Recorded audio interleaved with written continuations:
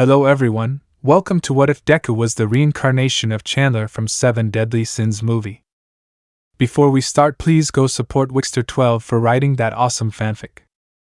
In this, Au Izuku is the reincarnation of Chandler. After Cusack kills him, Chandler's soul lingers in the afterlife, reflecting on what he had done. He is then reincarnated as Izuku Midoriya and will become one of the strongest heroes in existence. Chapter 1: Reincarnation.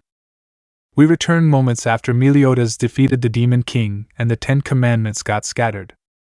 Unbeknownst to Cusack, Chandler's soul never went to purgatory, rather it was trapped between life and death in an empty void.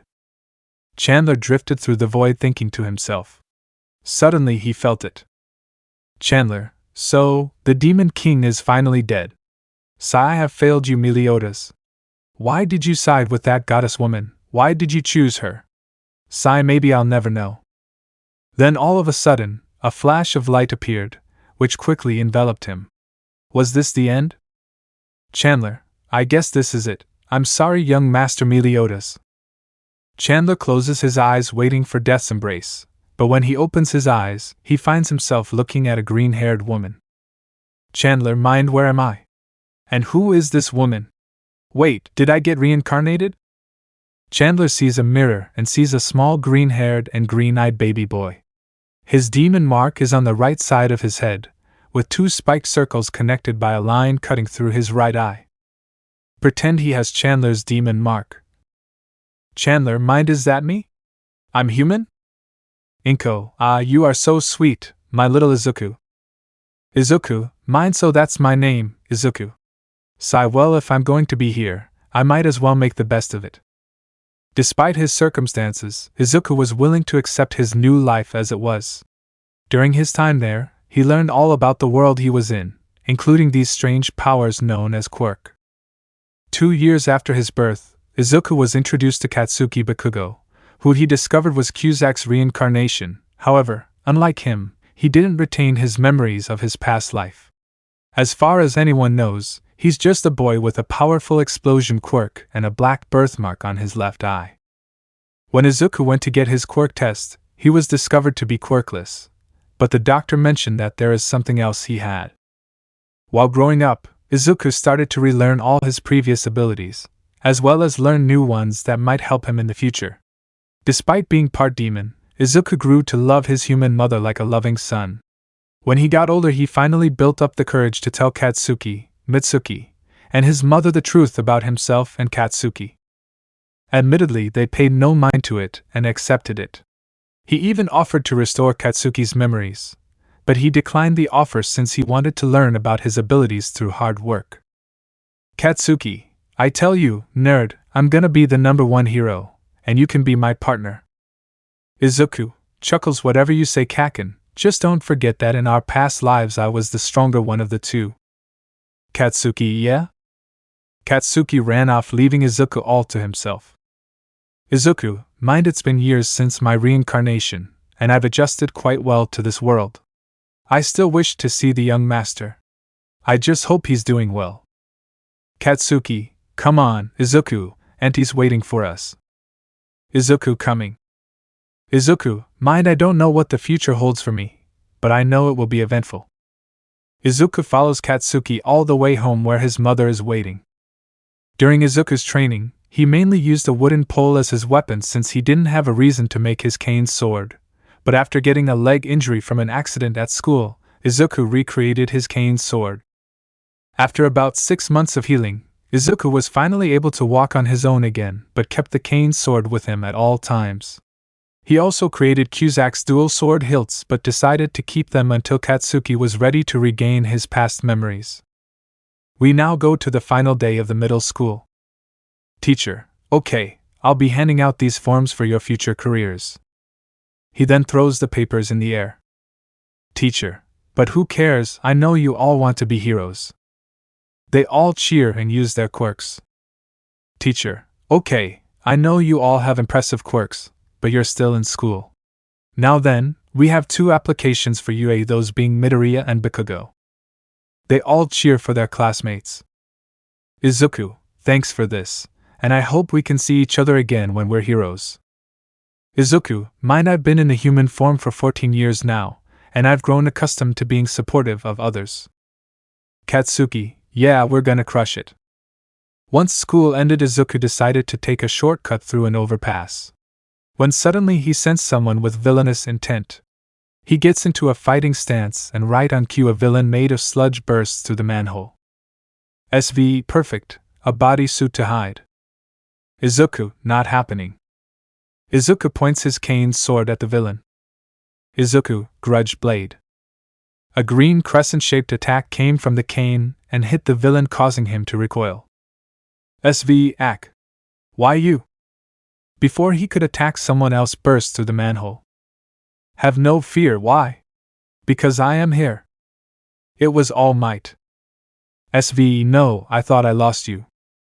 AM, smash.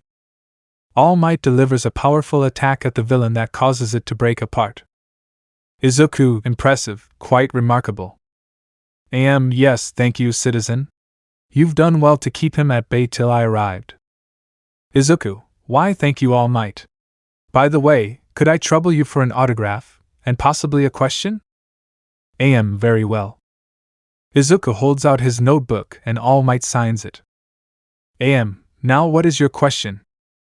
Izuku, you see, when I went to get my quirk examined, the doctor said I didn't have one. However, he told me that I had something else entirely. So in your honest opinion, is it possible for a quirkless person to become a hero? AM, that is a tough one. In some cases it would be dangerous for someone quirkless to become one. However, I know a few heroes who fight practically quirkless, so it's still a possibility. Izuku, thank you, sir. Now allow me to help you clean this up. Izuku helps All Might clean up the villain and puts him in a plastic bottle. AM, thank you for that, young man. Now I should be off to deliver this villain. Farewell. And just like that, he leaped away. Izuku, mind, he does indeed have a noble heart, but I can tell he was under a lot of strain. Like how Gainer is put under strain when using the one. I can tell something is wrong, but I'd better pay no mind to that for now. Izuku continued his walk home. However, he came to a stop when he noticed a crowd gathering. He senses the villain from before. He also senses Katsuki's presence, only to find him as the hostage. Izuku, mind, he must have fallen out when All Might was in the air. None of the heroes are doing anything. Guess I'll have to deal with this. Izuku floats over the crowd and lands between the villain and the heroes. Death Arms, kid, what are you doing? Get out of there. Izuku, I'm doing what you incompetent fools are failing at. Kamui, I incompetent, why I ought to. He and the other heroes suddenly stopped when Izuku released a powerful aura that told them to stay away. Izuku, now then. SV, you again, I'll kill you? The villain forces Katsuki to launch attacks at him. However, Izuku counters them using Grudge Blade. Izuku, you see, this is what a true hero is, putting their lives on the line against impossible odds, and risking their lives to protect the innocent. Izuku then notices a man in the crowd smiling at him. Izuku takes a defensive stance and prepares for the coming attack. SV, take this. The villain forces Katsuki to fire an enormous explosion, but Izuku just smirks. Izuku, full counter. Izuku knocks the explosion back at the villain with his cane sword, causing Katsuki to break free from his grasp. Izuku, All Might, it's your turn. AM, Detroit Smash. All Might delivered a powerful attack that not only defeated the villain, but also made it rain. Izuku walked over to Katsuki, who was coughing up sludge. Izuku, you okay? Katsuki, yeah, but man, that was awesome, the way you sent my explosion back at the villain.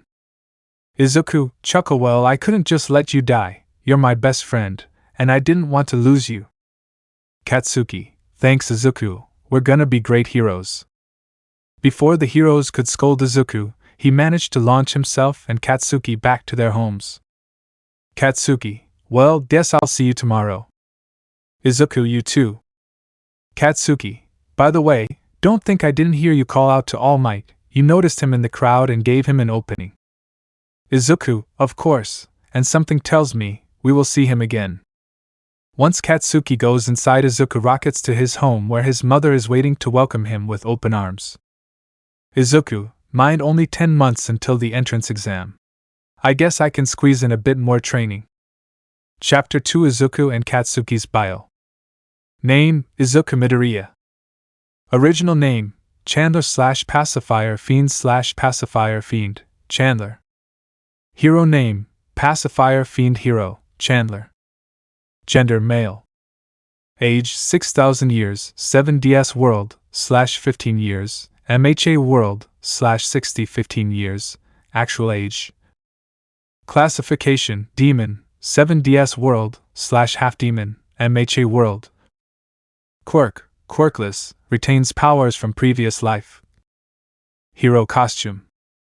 Powers and abilities, superhuman physical characteristics, semi-immortality, magic, extrasensory perception, information analysis, detected the Sin's power levels, aura, fear manipulation, his aura terrified the souls within Excalibur, regeneration, body control, non-physical interaction, demons can interact with souls.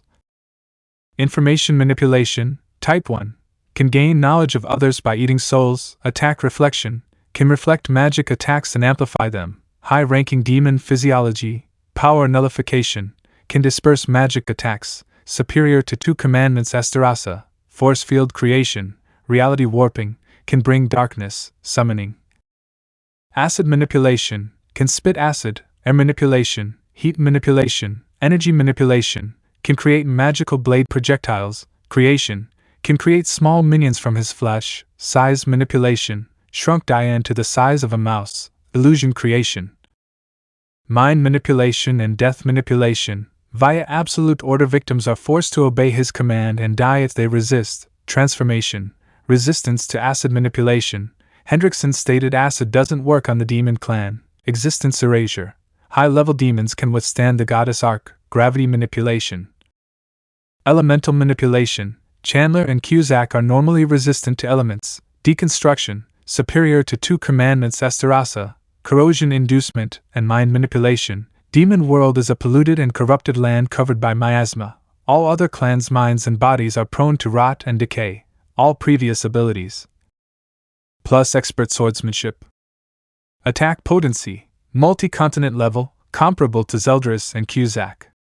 Zeldris stated that Cusack and Chandler were more than enough to fill the 9-person gap left by the loss of the commandments, up to at least multi-continent level plus with magic-imbued weaponry, can imbue weaponry with the power of darkness, which is a form of destroyer magic that enhances the destructive power of a weapon nearly 10-fold, higher at night. The magic power of demons increases at night, at least multi-continent level plus, extolled as one of the strongest demons in existence, stronger than Zeldris. Far stronger than assault mode Meliodas, 6, up to moon level with magic-imbued weaponry, higher at night. Speed, at least sub-relativistic plus, in the same league as Zeldris and Asterasa, relativistic plus, comparable to Cusack. Lifting strength, Class T, Class T. Striking strength, multi-continent level, at least multi-continent level plus. Durability, multi-continent level, at least multi-continent level plus, tanked attacks from Lidoshal. Stamina, superhuman, performed repeated magic spells despite operating at half his power, and did not show any outward notice of the large hole in his torso. Range, extended melee range with staff, claws and blades, tens of kilometers with attacks and abilities, hundreds of kilometers with darkness, scaling to original demon, hundreds of meters with his sword cane, tens of kilometers with attacks and abilities, hundreds of kilometers with darkness. Standard equipment, Chandler carries a sword cane in the form of a staff. When in his base form he uses the staff in conjunction with several of his magic spells. When in his true form he unsheathes the sword, which extends to incredible lengths. Intelligence, gifted, Chandler has shown himself to be both an extremely skilled mage as well as a swordsman. As the one who originally taught Meliodas, he should be one of the most knowledgeable and skilled fighters in the demon clan. Weaknesses, all demons are vulnerable to holy magic, as it breaks down darkness particles. Note, however, that high-level demons have been shown to take only minor damage from beings near their own level, implying the vulnerability is not extreme. Notable attacks/techniques. Demon, Chandler is the highest level of demon, and can access his demonic biology and powers to give himself a boost in physical ability, as well as various other advantages. At night, his magic power increases. Power of darkness. As part of his demon biology, Chandler can generate solid darkness from his body which he can manipulate and shape as well as project outward from himself. He can use this black matter for a variety of offensive, defensive, and supplementary purposes. Enhanced durability. Demons can use their black matter as a thin but powerful layer of armor to enhance their defensive capability. Flight. When a substance covers his body, he can use it to manifest wings and fly. Self-healing. Demons can use the dark substance to pull their bodies back together, mend burn injuries, etc. However, they cannot regenerate destroyed hearts, and damage stays with the demon despite the wound being healed. This has been shown to mean that powerful enough attacks cannot be regenerated by a weaker demon, and they will eventually run out of enough energy and not be able to continue regenerating. Demon blood has also shown to possess potent regenerative properties, demonstrated when Fraudrin, through Dreyfus, regenerates Grey Demon Hendrickson from just a head, half a torso, and an arm. Weapon creation. The black matter can be used to form various offensive constructs such as large claws or weapons. These constructs enhance melee attacks a considerable amount. Corrosive saliva. Chandler's saliva is incredibly acidic, dissolving the stone floor of Camelot Castle. Sensing. High-level demons can sense magic energy from considerable distances away, hundreds of miles away. Soul extraction and absorption. Demons can extract souls and absorb them to restore their magic power as well as gain the knowledge of their victim. Both lesser demons and high-level demons have been shown extracting many souls at once from a distance, although some seem to prefer using touch to extract souls. When a soul is eaten, it is completely destroyed, removing the victim from the cycle of reincarnation. True form. Unlike most high-level demons, Chandler has demonstrated the ability to transform into a more powerful state completely distinct from his first form. His black matter covers his body hair, turning it black, his physique shifts from fat to extremely muscled, and he grows wings. He seems to prefer a more physical style of combat compared to his weaker mage form. His physical stats drastically increase, and he showed resistance to paralysis when he completely ignored Gloxina's necrosis. Abilities. Absolute Cancel. Chandler can completely erase any magic. Absolute Order. Chandler draws a symbol on his hand and points it at his opponent, who then has to follow his orders. Disobedience results in the victim's death. Even smearing the symbol will not remove the order. It is stated that any human would have died from disobeying the order, but Gowther survived thanks to his being a doll. Crimson Requiem. Chandler creates an aura of heat around his hand and sends it at his opponent, melting the ground beneath him in the process. It is stated to be able to melt the heavy metal technique of the Giant Clan. Dragon Claw. Chandler creates a dragon claw from his staff to attack his target with. Exterminate Ray. Chandler launches a powerful energy beam at his opponent. Cut Down. Chandler performs a horizontal slash while his cane sword is unsheathed. Full Counter. Chandler can reflect magic attacks back at his opponent with at least double the original power, provided he properly times his counter. Chandler has shown to be able to reflect several attacks at once, provided they are all coming directly to him. Chandler was the one who taught the power to Meliodas. Chandler needs 1 second between full counters. Grudge Blade. Chandler fires energy blades from his staff at his target. He can rapidly fire a huge number of them, enough to counter and overwhelm post-training King's Chasty Full Form 5, increase. Illusions. Chandler can conjure convincing illusions, creating an illusory army of lesser demons that fool King, who has advanced sensory abilities. Magical Defensive Wall / Mystic Barrier. Chandler can create a magical barrier around himself to guard against incoming attacks. It was able to offset enough damage from King's and Gowther's celestial arrow that he only received minor injuries. Meteor Works. After a chant, Chandler summons many meteors from the sky to crash down on a wide area. Microscopic. After waving his hand and snapping his fingers, Chandler shrinks his opponent to a miniature size, shrinking even the giant Dian into a body about the size of a normal person's face. Split Tama. Chandler rips off some of his flesh and shapes it into small winged demons that follow his orders. They possess deceptive power for their size and appearance, are capable of injuring Elizabeth with her power and memories restored, and are actually more powerful than Chandler's grudge blade, which did not do much to her. Their durability is much lower, however, being easily killed by post-training Diane. He can reabsorb their bodies after they die. Darkness. Chandler's magic power is immense enough to shroud the entire region around him in darkness. Stars are visible in the sky, and according to Merlin, he brings true night. This ability allows him to constantly benefit from the demon clan's increase in magic power at night. Divine Punishment. Chandler performs a powerful vertical slash capable of cutting through the earth and exposing the mantle. Wind Magic. Chandler releases a spherical aura of cutting winds around himself. He used this unnamed technique to dismember Ban. Death Rain. Chandler summons purple spires of acidic liquid from the sky that slowly burn away at his enemies. Name: Katsuki Bakugo. Original name: Cusack / Napping Reaper / Napping Reaper, Cusack. Hero name: Napping Reaper Hero, Cusack. Gender: male.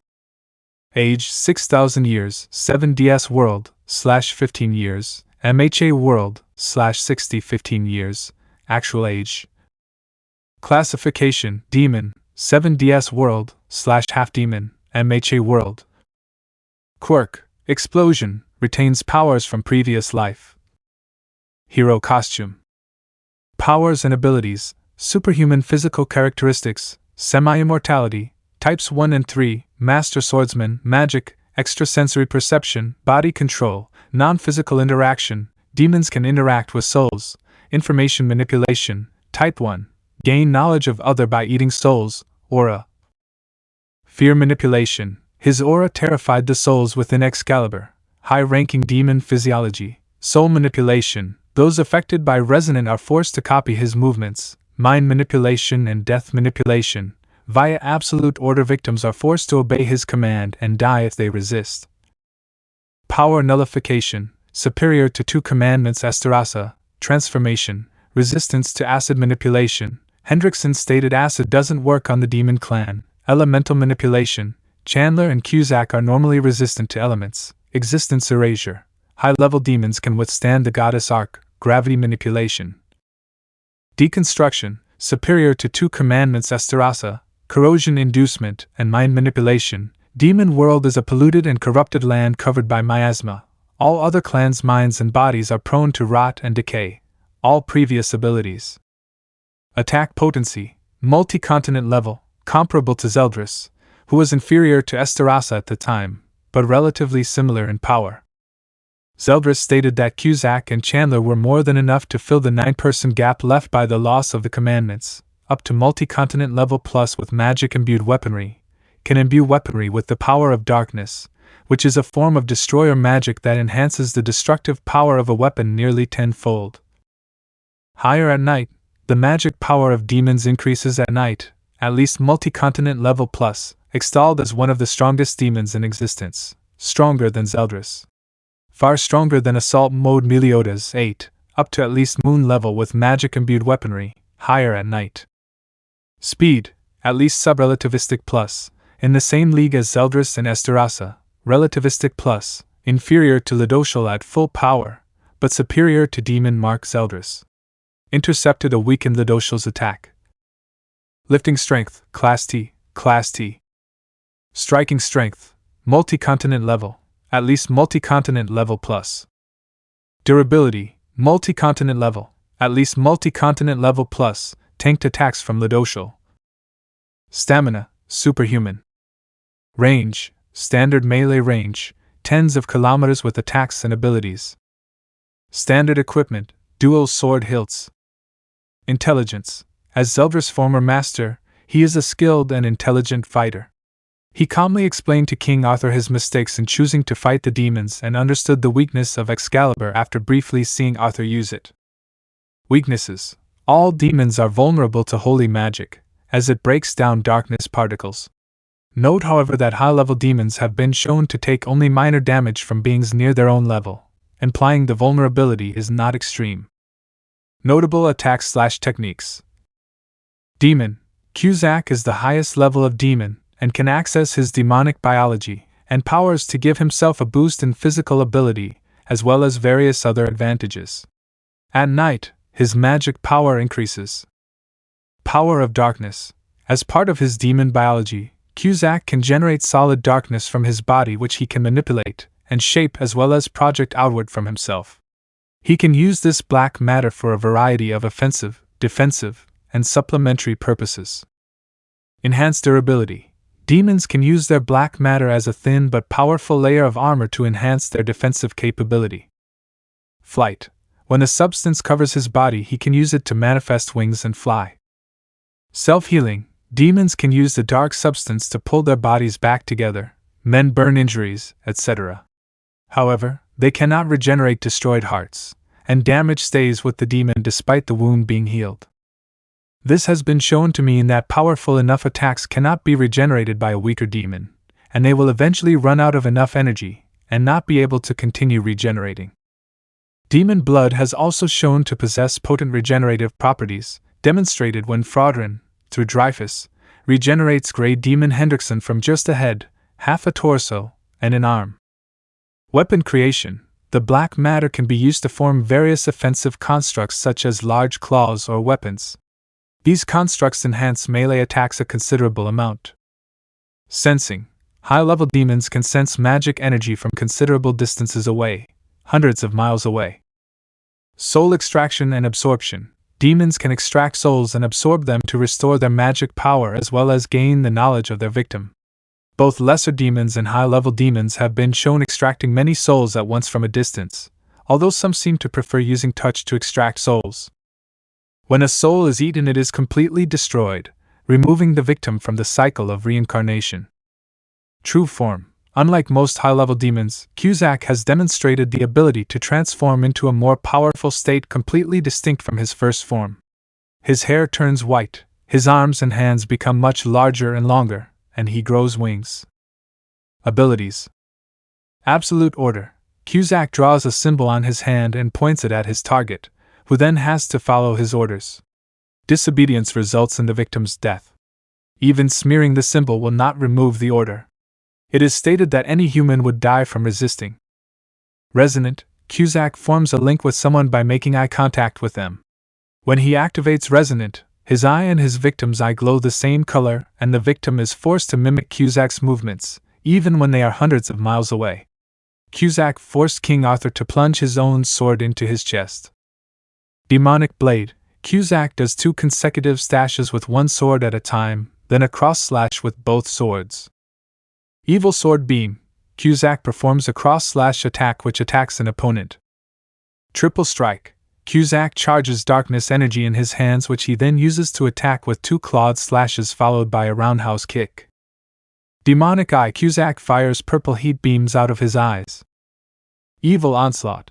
Cusack uses one of his swords to perform a vertical slash that sends his opponent into the air, then he gets close to his opponent and knocks him back onto the ground. Finally, he charges up the darkness in his body and delivers a powerful cross slash which explodes upon contact. Name. The original demon, the Sinner. Origin. Izuku / Chandler and Katsuki / Cusack's original form prior to being divided by the Demon King. Gender. Male. Age 6,000 years, 7DS World, /15 years, MHA World, /6015, actual age. Classification. Demon, 7DS World, /half demon, MHA World. Powers and abilities. Superhuman physical characteristics, semi-immortality, types 1 and 3 magic, extrasensory perception, aura, fear manipulation, high-ranking demon physiology, body puppetry. Those affected by Resonant are forced to copy his movements, body control, non-physical interaction. Demons can interact with souls.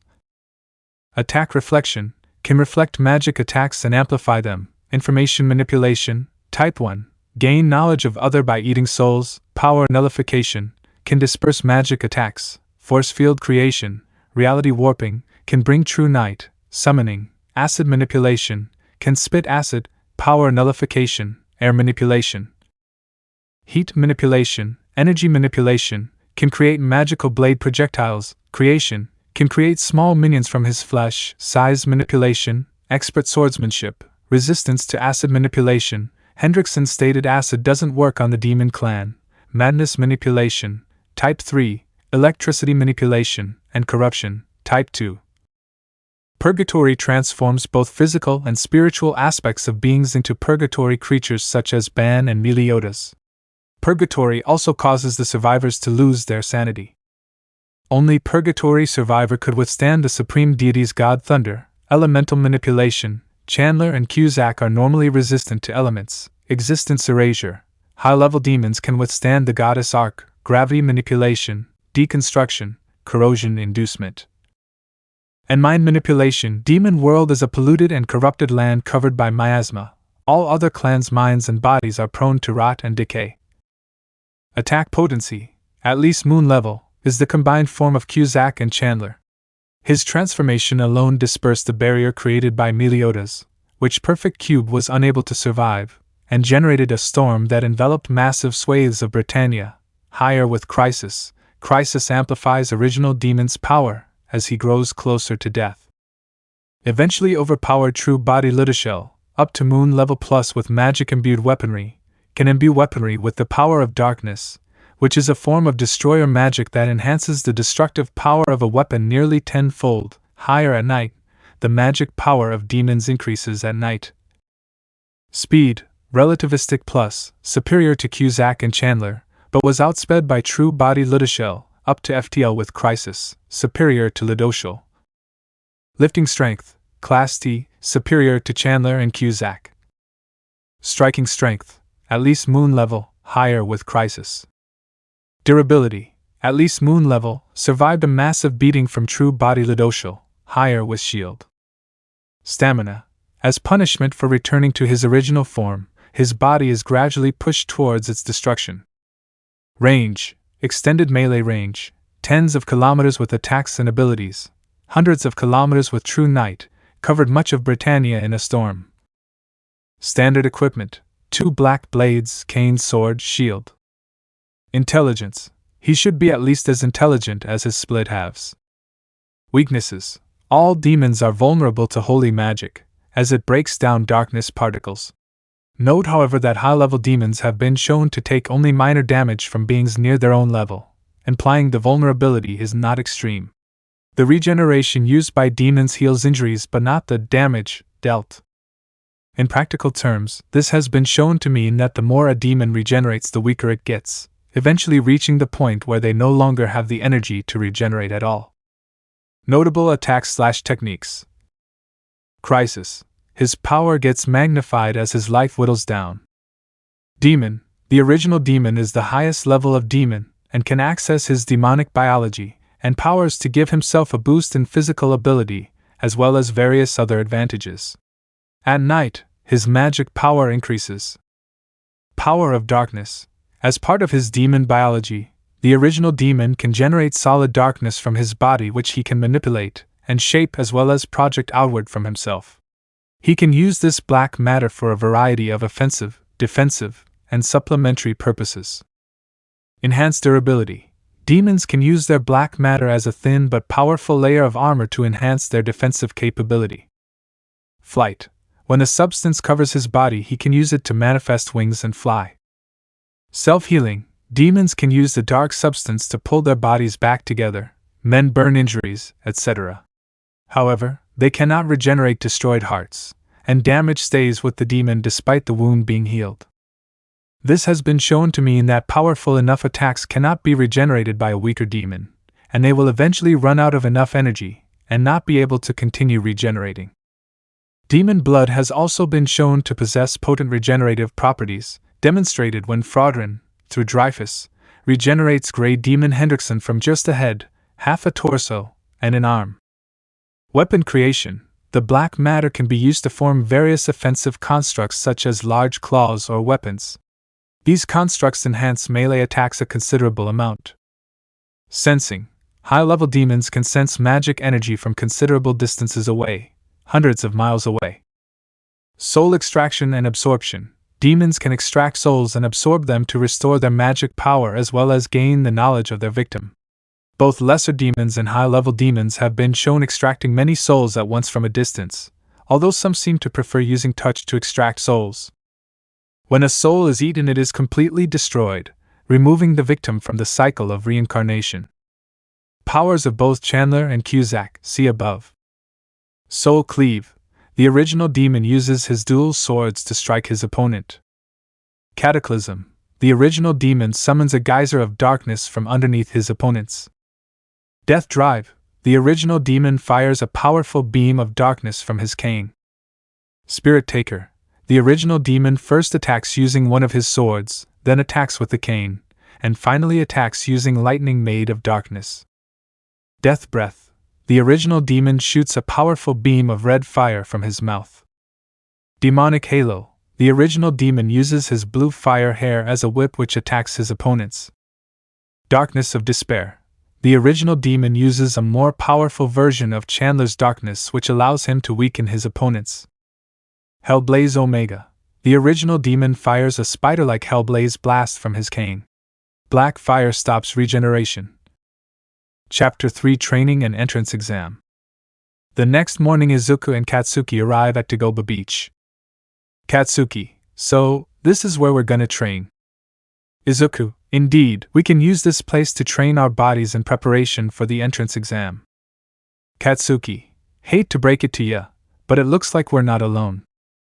Izuku: Izuku catches a glimpse of a blonde man that looked almost like a skeleton and a blonde girl wearing glasses in the area.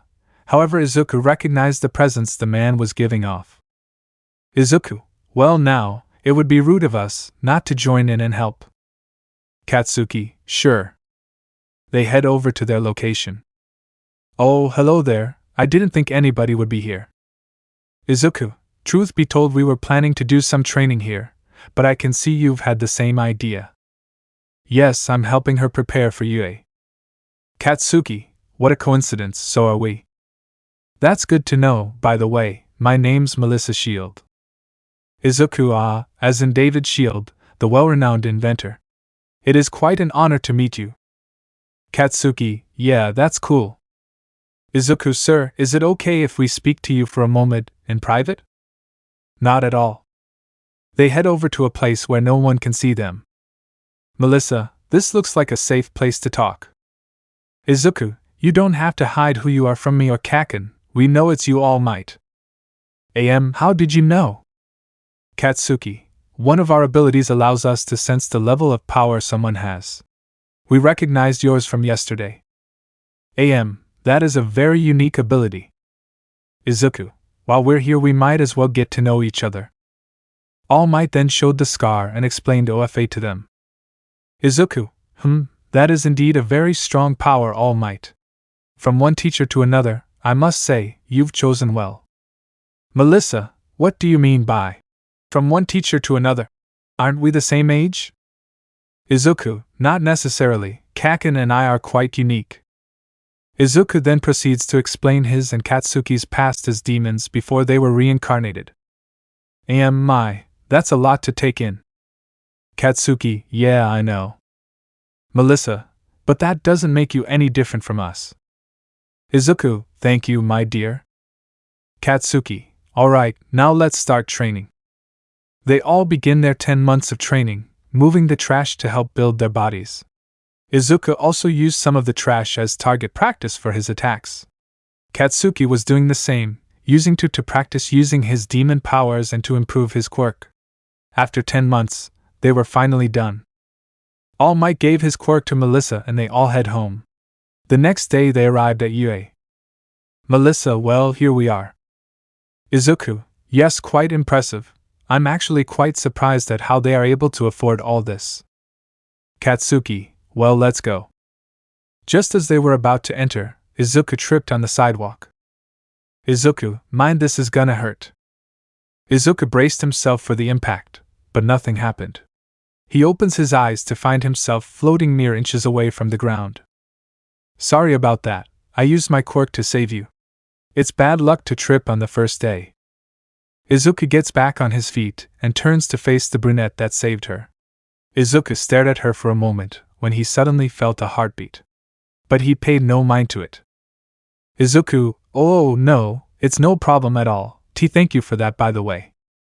No problem, see you inside. The girl leaves, leaving Izuku confused about what happened, but Katsuki knows all too well what happened. They arrive inside the exam hall where the voice hero, Present Mike, made an announcement. PM, all right, welcome to the UA entrance exam. Let me hear you. PM, keeping it mellow, I like it. They all do the written portion, and once they finished, they headed to the next area. Present Mike explains the practical portion, but a blue-haired boy called him out for not explaining the fourth, which Present Mike cleared up. Now we go to Izuku as he's about to start. PM, ready set. The gate opens and Izuku and Katsuki run in. Random, hey, they're cheating. PM, what are you waiting for? There are no countdowns in real life, go. Everyone quickly went in. We now go to Izuku. Izuku, mind I could try casting Meteorworks, but the area isn't suitable for such a powerful spell, not to mention I'd be stealing all the points, and possibly injuring the other contestants, which could also be a problem. Fortunately, I still know a lot of other techniques. Izuku spots a row of 3-pointers and uses Grudge Blade against them. Next, he saw a group of 2-pointers and used Dragon Claw. Izuku continued to use his magic to attack the robots, while also making sure to save the rest of the participants since he felt that there was a hidden portion in the practical part. Izuku, there, that should be enough. Suddenly he feels the ground shake. Izuku, Izuku sees the 0-pointer robot emerge from a distance, as it begins to destroy the city. Izuku, that is rather destructive, better make sure no one gets killed by that thing. Izuku flies towards the location of the robot, and sees the brunette from earlier trapped under some rubble and about to be stepped on by the 0-pointer. Izuku, mind I'd have to help her. Without a second thought, Izuku flew towards the girl and got between her and the robot. Izuku focuses his power on his hand. Izuku, exterminate Ray! A beam of purple energy shoots out of his hand and strikes the 0-pointer right in the head, burning a hole through it. Once Izuku diminishes the spell, he turns to the girl and lifts the rubble off of her. Izuku, are you okay? Why, yeah, thank you. PM, and that concludes the exam. If any of you are injured, recovery girl is on her way. Izuku, well, I'd better get you there. Izuku then picked up the girl and carried her over to the elderly woman who was healing the participants. RG, are you hurt, young man? Izuku, no, but she needs some help. RG, alright. The woman used her quirk on the girl and she was fully healed. RG, there, all better. Izuku, I'm glad. Thank you for saving me, my name's Ochiko Uraraka. Izuku Midoriya, well, I'd better be going. Izuku leaves and returns to the entrance where Katsuki and Melissa are waiting. Melissa, so, how did it go? Izuku, I think it went well. Katsuki, what about that girl? Izuku, what do you mean? Katsuki, oh, don't play dumb, but in any case, we'd better get home. Izuku, alright. Izuku, mind why was I acting like that? No, there's no possible way, right? They head home where they receive their letters and are accepted into the hero course. Chapter 4 First Day. Izuku, Katsuki, and Melissa arrive at UA. Melissa, wow, I can't believe we're here. Katsuki, alright, let's head inside. They went inside, and after some searching they finally found the door. Katsuki, wow, that'd a big door. Izuku, if this school and that door were bigger, the giant clan, and maybe even Droll would be able to study here. You know, if they valued learning over strength. Melissa, well, let's meet our classmates. They open the door and see a lot of interesting students, some of which were familiar to some since they were in the same zone. Izuku, well, this is an interesting class. Hold on 1, 2, 3 for we're missing one. Hey, I know that hair. Izuku, Mindo. Izuku, Uraraka, good to see you. Ochiko, it's good to see you too. It looks like we're in the same class.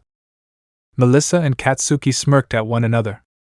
If you're just here to make friends, then you should leave. They follow the voice to a man inside a sleeping bag. It took you 15 seconds to quiet down, that's not gonna cut it.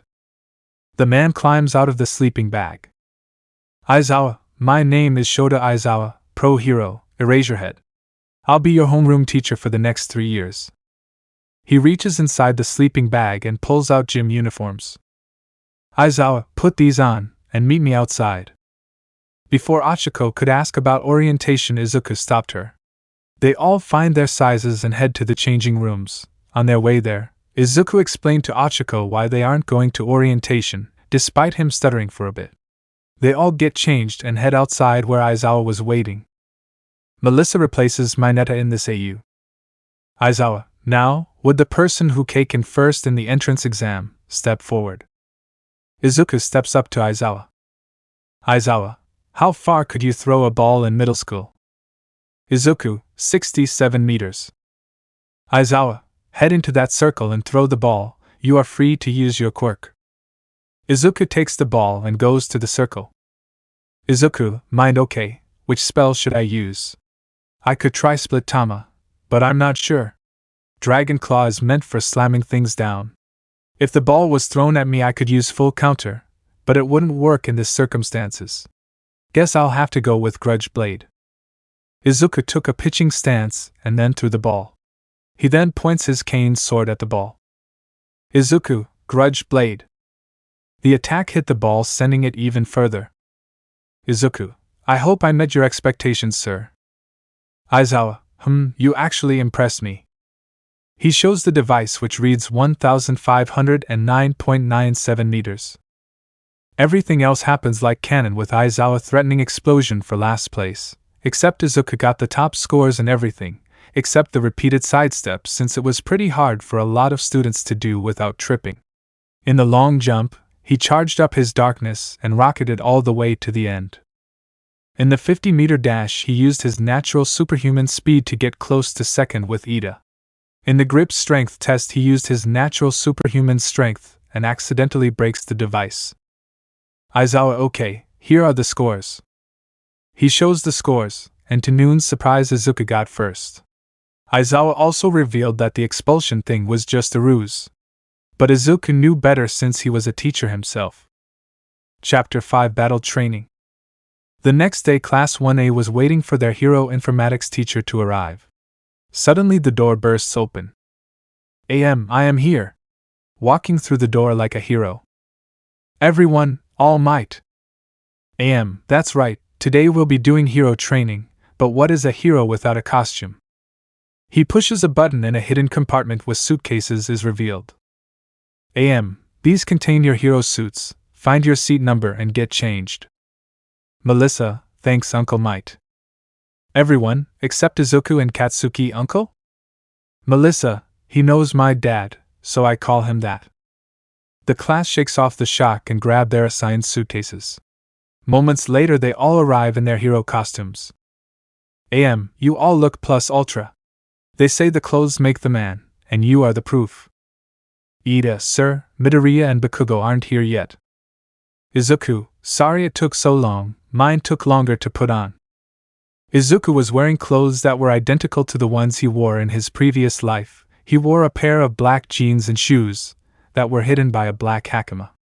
A yellow button-up shirt, a cyan coat with puffy sleeves that had elegant patterns, a pink ascot, and a brown collar that was taller than his head. Finally were some rings of various shapes. All these things together made him appear like a nobleman from the Middle Ages. Katsuki's costume was also the same as the one from his past life. It consists of a skin-tight white vest shirt with no sleeves, black pants, and high-knee boots. On his forearms are detached sleeves. Just the outfit, no weapon holsters. Izuku was able to remember Cusack's clothes and handed the design in. Katsuki still liked his old design since it worked well with his quirk, but he thought about asking the support course to create a more compatible costume based on Izuku's design. Ijiro, wow, you guys look manly. Katsuki, thanks, Izuku designed mine. I already had a design that worked well with my quirk, but Izuku insisted that I try this one, and to be fair, It actually works well. I'm thinking of taking it to the support course later so it can work better with my quirk. Midoriya, you look like a nobleman from the Dark Ages. But is it okay for you to be wearing something like that? It looks expensive, and if it gets destroyed. Izuku, mind if only you knew. Izuku, actually, I made it. Well, to be more specific, I made the design, and Mom made it for me, but there wasn't any big spending involved. The clothes may look like they're expensive, but they're actually made from fabrics that we purchased at a reasonable price. I also learned how to create these rings from chunks of silver ore that I found that was close to the woods where I normally train my quirk. I must say, you look awesome. Now then, let's begin. Ida, are we doing robots again? No, today we'll be going 2 steps further, with indoor battles. Izuku, Cane rattles weight. You must be kidding me. You dropped your cane. Izuku notices his cane on the ground. Izuku, oh. He picks it back up and regains his composure.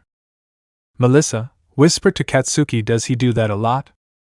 Katsuki whispers to Melissa only when he gets really surprised. From what he told me, the last time he did it was when my former student Zeldris told him that his father wanted to retrieve his former student, Meliodas, and the surprise that he could be reunited with his former student made him accidentally drop his cane.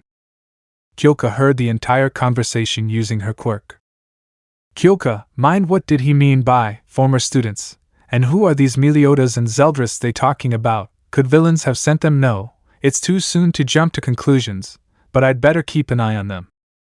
Just like canon, Almight explains how it will work, and Izuku and Achiko are paired up against Katsuki and Ida. Achiko, so, what's the plan?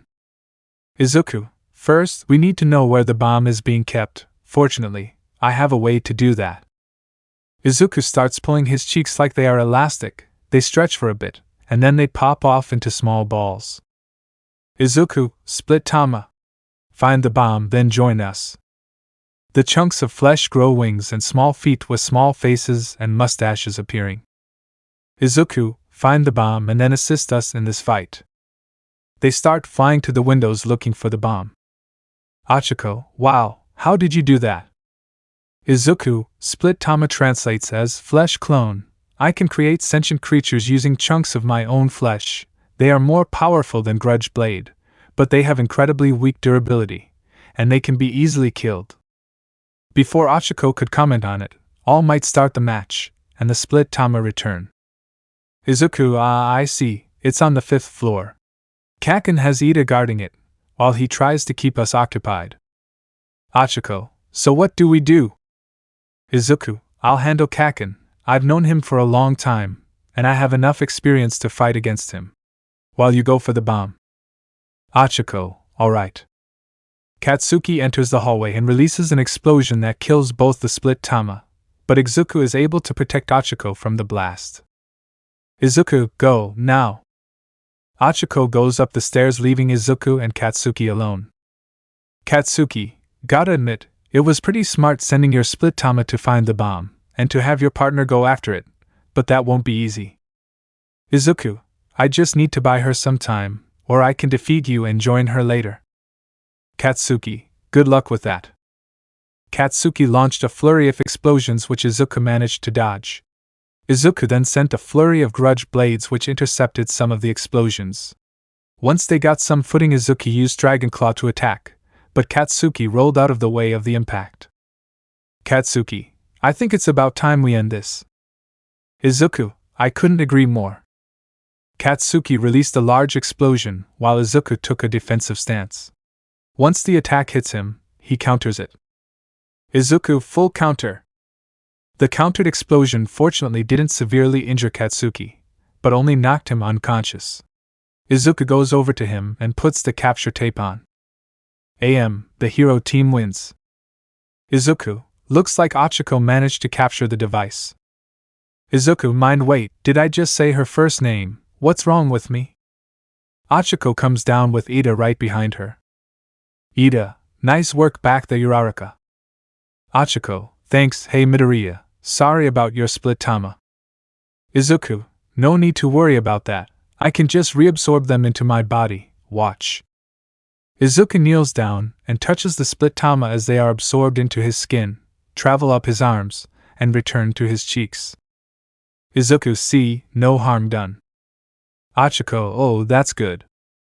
Izuku, now then, shall we head back to our class? They head back to the observation room where everyone is waiting.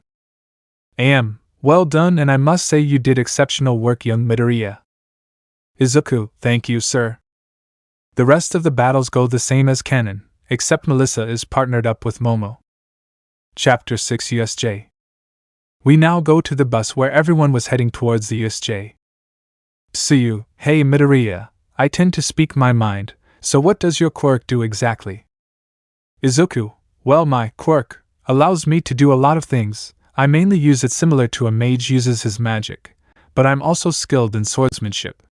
Most of you may not know this, but my cane is actually a cane sword. But I only use it for certain occasions. To prove his point, Izuku unsheathes his cane sword a little and then puts it back. Tsuyu, oh, that's interesting. Ida, you shouldn't have a weapon, you could get in trouble. Izuku, relax, I already submitted a form that allows me to have it. Aizawa, okay everyone, get out. Everyone gets out of the bus. 13. Hello students of Class 1A. Achiko, it's the space hero, 13 my favorite hero. 13, always nice to meet a fan. 13 does the same speech like canon and they all head inside. Aijiro, cool, you have fake villains. 13, wait, what? Aizawa, those are real villains, 13 protect the kids. Aizawa goes down and fights off the villains. Same as canon, the students are separated into the different zones, however Izuku was part of the group that stayed at the entrance. After 13 is injured and Ida escapes, Izuku was able to put up his magic defense wall which protected the class from the villains. Izuku, mind it looks like I don't have a choice in the matter, Mr. Aizawa is already badly injured, and some of my classmates are still trapped in the zones. I'm gonna have a lot of explaining to do when this is over. Izuku points his cane sword to the sky and yelled out one word. Izuku, darkness. Suddenly the entire area around the USJ turned dark, as everyone looked up to find the area around the USJ turning from daytime into nighttime. Villains, what the heck? Is it nighttime already? That kid, he did it. Class 1A, wow, so manly, incredible, how'd he do that? Izuku then spoke in an echoing voice that was heard all throughout the USJ. Izuku, tell me. Do you all like nighttime? It's my favorite. It serves as an amplifier for demon magic, and that makes it even more powerful. Achiko, amazing, he was able to turn day into night. Kyoka, demon? What does he mean by that? Meanwhile in the Inferno Zone. Katsuki, so the nerd finally decided to show his true power. Aijiro, what do you mean boku bro? Katsuki, it's simple. Izuku and I aren't human, at least, not entirely, we're half demon, and I don't mean that we have a quirk that makes him us demons, no, that is what we really are. Izuku, mind there are too many villains to fight off, and the others might be in danger as well. I'll have to use this to save them. But I'd better minimize the damage and chance of injuring my classmates. Izuku floats up in front of the moon, making him appear like a powerful deity. Everyone looked on as Izuku stretched out his arms and started chanting some kind of spell. Izuku, I summon the stardust around me. You are to rain down upon these fools. Then you are to shatter. Bloom in profusion as great flowers across the dark land below. Fall and go boom. Meteor works. Suddenly the stars that shined above them turned into beams of fire that rained down on the entire USJ. Since Izuku used a weaker variant, no one was seriously injured. The heroes watched in awe at the display, while the villains that remained were horrified by the destructive power he used. Izuku, these are celebratory fireworks. They mark the return of the greatest mage in the demon realm. The pacifier Fiend, Chandler. The class was amazed at what they were seeing. Izuku was capable of defeating all the villains in the various zones with just one attack. He then floats down to Aizawa. He begins to pull off chunks of his skin, creating 2 split tama. Izuku, split tama. Take him back to the entrance. And once you're done, assist me in this battle. The creatures pick up Aizawa and carry him back to the entrance. They then flew back to Izuku and flew by his side. Shigaraki, so annoying, Noma, destroy them. The split Tama dodged the Noma's attack and then circled around, slicing through its chest and back. The Noma screeches in pain and then slams one of the split Tama into the ground, killing it. The second one tries to attack again, but the Noma grabs it, throws it to the ground, and then steps on it. Izuku, impressive, not many are fast enough to react to my split Tama. Izuku kneels down and touches the split Tamas as they are absorbed into his skin, travel up his arms, and return to his cheeks. Izuku, then again, they are very weak when it comes to defensive capabilities. Izuku gets into a defensive stance as the Noma delivers a powerful attack. Izuku full counter. But when the attack hit, the Noma was only forced back, with the injuries it received instantly regenerating. Izuku, I see, so this beast has shock absorption, very impressive. And a regeneration quirk along with its incredible strength. In my current state, it would seem that I won't be able to defeat it. Shigaraki, you see, your defeat is inevitable. Izuku, I wasn't finished, I said. In my current state. But I've decided to use all my power to end this monstrosity. Izuku floats in the air and removes his coat and shirt as his body starts changing. Izuku grows much larger in stature, along with growing more muscles with dark streaks on his arms. His hair turns a darker shade of green, his teeth sharpened into fangs, and the color of his eyes is inverted. His demon mark grows so large that it covers nearly half of his face. Finally, he grows large dragon-like wings from his shoulders, with the frame being lime green with the patagium and markings on the frame being dark cyan. No beard and has Izuku's hairstyle. Izuku, chuckles, rejoice, sinners. You've all come face to face with certain death. Tokoemi, amazing, is this some type of transformation? Katsuki, no, this is his true form. Izuku picks up his cane and unsheathes it, revealing a sword. The blade then elongates, making it longer than the cane. Izuku, poor creature, let me end your suffering. Izuku lifts the sword over his head with the blade almost reaching the top of the dome. Shigaraki, Noma, destroy him. The Noma charges at Izuku, but it was already too late.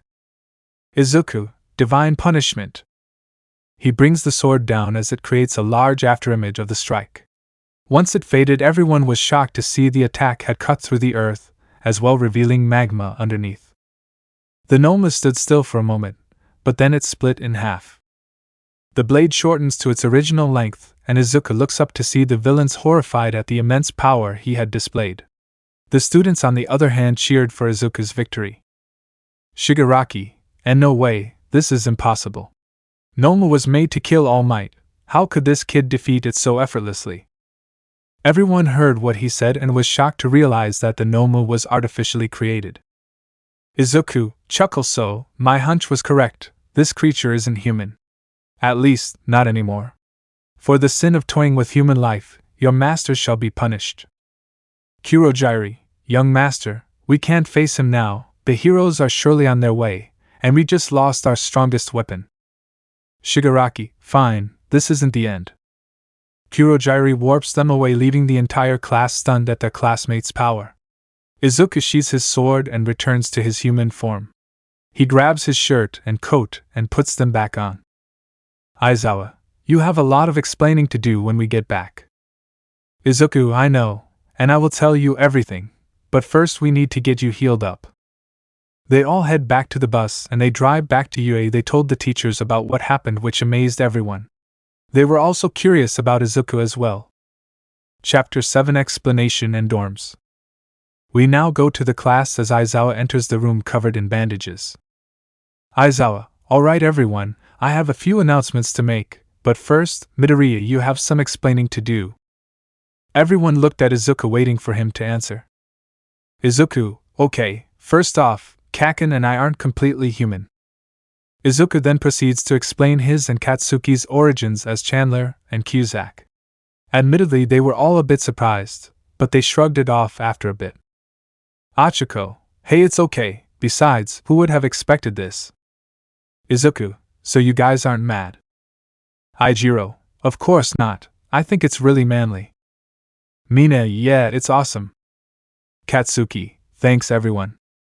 Aizawa, now then, on to the announcements. First, due to the attack, UA has started a dorm system, so you'll have until tomorrow to get your belongings and decorate your rooms the way you want. Second, in 2 weeks, we will be hosting the sports festival, so you'll have the next 2 weeks off to train. Izuku and Katsuki were already strong enough, so all the training would do was improve their physical strength. Izuku was also concerned. The villains managed to steal the schedule for the USJ, but how did they know that they were going there? The only logical assumption would be that there was a mole in the class. He already knew who it was, but he wanted to wait until Katsuki was ready to regain his memories and the remainder of his powers. We now go to when they arrive at the dorms. Aizawa, alright, now here is how it will work. This building has a total of 5 floors, with the ground floor being the kitchen and living room. The other 4 floors will have your rooms. Males will be on the left side, while females are on the right. You can decorate the rooms however you want. Once he was finished, they all headed inside and started decorating their rooms. Once they finished, they headed to the living room to relax. Mina, hey guys, we're having a dorm contest, want to join us? Izuku, sure, it would be nice to see the other rooms. Katsuki, sorry, but I'm gonna have to pass, I need to train for the sports festival, but you can go on without me. Izuku, okay Kaken. Katsuki heads outside to do some training while the rest of the class did the dorm contest. They reached Izuku's dorm and they see a lot of amazing things. There were various swords neatly organized. Some books that contained various information about quirks. They also see a set of different cane swords in an umbrella stand. Izuku, I figured that if at some point I lose the one I have, it would be best to have a spare. The contest proceeded like canon, and Sato won like canon. Chapter 8 Sports Festival. It was now time for the sports festival. Izuku gave a motivational speech that gave all the students hope that they may get far in the events. We now go to the obstacle course. PM, on your mark, get set, Geo. Everyone ran into the obstacle course, but Izuku stayed behind. PM, and they're off. Wow, this is really exciting, but what's this? Midoriya is still at the starting line. What's he doing? Aizawa, it's clear that he has a plan, he's just giving everyone a head start. Once the participants reached the minefield, Izuku started charging up his darkness which surrounded his entire body. PM, what's Midoriya doing? Aizawa, wait for it. Izuku then rockets over the entire obstacle course, passing everyone and reaching the end. Izuku, wow! Izuku lands and crosses the finish line. PM, whoa, Izuku Midoriya just rocketed over the obstacle course and got to the finish line. Hey Eraserhead, why haven't we implemented anything for people who can fly? Aizawa, because flying quirks are very rare, and even if we did, it's possible with that much speed and force, he would have just broken through them without slowing down. PM, well, Izuku Midoriya takes first place, followed by Katsuki Bakugo and Shoto Todoroki. The rest of the students crossed the finish line. During the cavalry battle, Izuku used his illusion spell to create illusions of his team to confuse the other teams. This helped them both avoid losing their points, and managed to get them some additional points. We now go to Izuku's fight with Shinso. Midnight, are both fighters ready? They nod. Midnight begin. Shinso, it must be nice having such a strong quirk. Izuku didn't say anything, he just walked toward the boy. Shinso, why aren't you answering me? Izuku stops in front of him and puts his hand on his shoulder. Izuku smiled similar to how a grandfather smiles for his grandchildren. He then proceeds to hug the boy, surprising everyone. Izuku, your quirk isn't villainous, I think it suits you well. Shinso looked at Izuku and for a moment he felt the same warmth of his grandfather's embrace when he was a child. Shinso, thank you Midoriya. Midnight, are you going to continue or? They break the hug. Shinso, no need, I forfeit. For the second round, Izuku went up against Tetsu from 1B. Tetsu, alright, take this. Tetsu used his quirk to turn his body into metal, However, Izuku just smirked, which confused him. Izuku, if I recall correctly, this is how I used to deal with people who turn their skin into metal. Cementas, sorry if I'm making your job harder, and you might need someone with a water quirk for what I'm about to do. The audience was confused for a moment, but the Izuku held up his and it started glowing red and radiating heat. Izuku, Crimson Requiem. Izuku then holds his hand over his side of the stage. Suddenly, the part of the stage Izuku was on melted and turned into magma. This surprised the audience with a mix of amazement and horror that it could destroy the whole stadium. The magma flowed toward Tetsu, and he started feeling the heat overwhelm him. He runs away from the coming magma, not realizing he ran off the stage. Midnight Tetsu is out of bounds. The winner is Izuku Midoriya. Now could someone put this out before something catches fire? Backdraft quickly comes over and uses his quirk to cool the magma. Izuku, sorry about that, I just haven't used that technique in a long time, and I felt like I wanted to show off a bit. Midnight, that's quite alright. Luckily this was the final matchup before the semi-finals, and nobody was severely injured. Midnight then takes out the microphone. Midnight, we'll be taking a brief intermission to fix the stage, and to give the remaining contestants time to prepare for the semi-finals. We now go to Izuku in the cafeteria. Shoto, hey Midoriya, can I have a word with you? Izuku, of course. Izuku follows Shoto to the hallway where he proceeds to tell him about his past. Shoto, and that is why I won't use my fire. Izuku, mind Shoto. Now that I think about it, gasp, it's just like sees Shoto as Meliodas for a moment, young master Meliodas. I see it now. Izuku didn't say anything and Shoto just walked away. Izuku, mine, now I understand it. Both my young master and Shoto have the same problem. Why couldn't I see it before? Meliodas really has betrayed the demon clan. It doesn't matter now, what's done is done, I can't change his mind, but maybe I can still help Shoto. Izuku returns to the cafeteria and finishes his meal before walking out. On his way to the arena he is stopped by none other than Endeavor. Endeavor, you're that Midoriya kid, right? Listen, Shoto has been going through this rebellious phase for a few years. I was wondering if you could get him to use his fire. The fact that Endeavor somewhat made him think about how the Demon King spoke to him about Meliodas' betrayal and he kept denying the truth. But this time Izuku was going to speak up against the oppressor. Izuku kept his composure and then spoke. Izuku, I'll help him, but I'm not doing it for you. Endeavor, now see here you. Izuku released a murderous aura that forced Endeavor to his knees and making him tremble in fear. This is what he sees. Izuku, I'm not some weak child for you to use as you see fit, don't think I won't hesitate to bring an end to you if I so choose. My young master resented his father for taking the love of his life away from him. I'm not making the mistake of following someone like him again. And don't even think about trying to get me arrested. I have the support of Almight to back me up should you try something. Izuku stopped releasing his aura and continued to walk to the arena. He walks up to the stage facing Shoto. Midnight, are both participants ready? They both nod. Midnight then begin. Shoto starts off by sending a wave of ice which Izuku cancels out with Grudge Blade. Shoto continues to fire more ice, but Izuku keeps nullifying the attacks with Grudge Blade. Izuku, you're not going to get anywhere by just using ice. Come on, use your fire. Shoto, never, I refuse to use his quirk.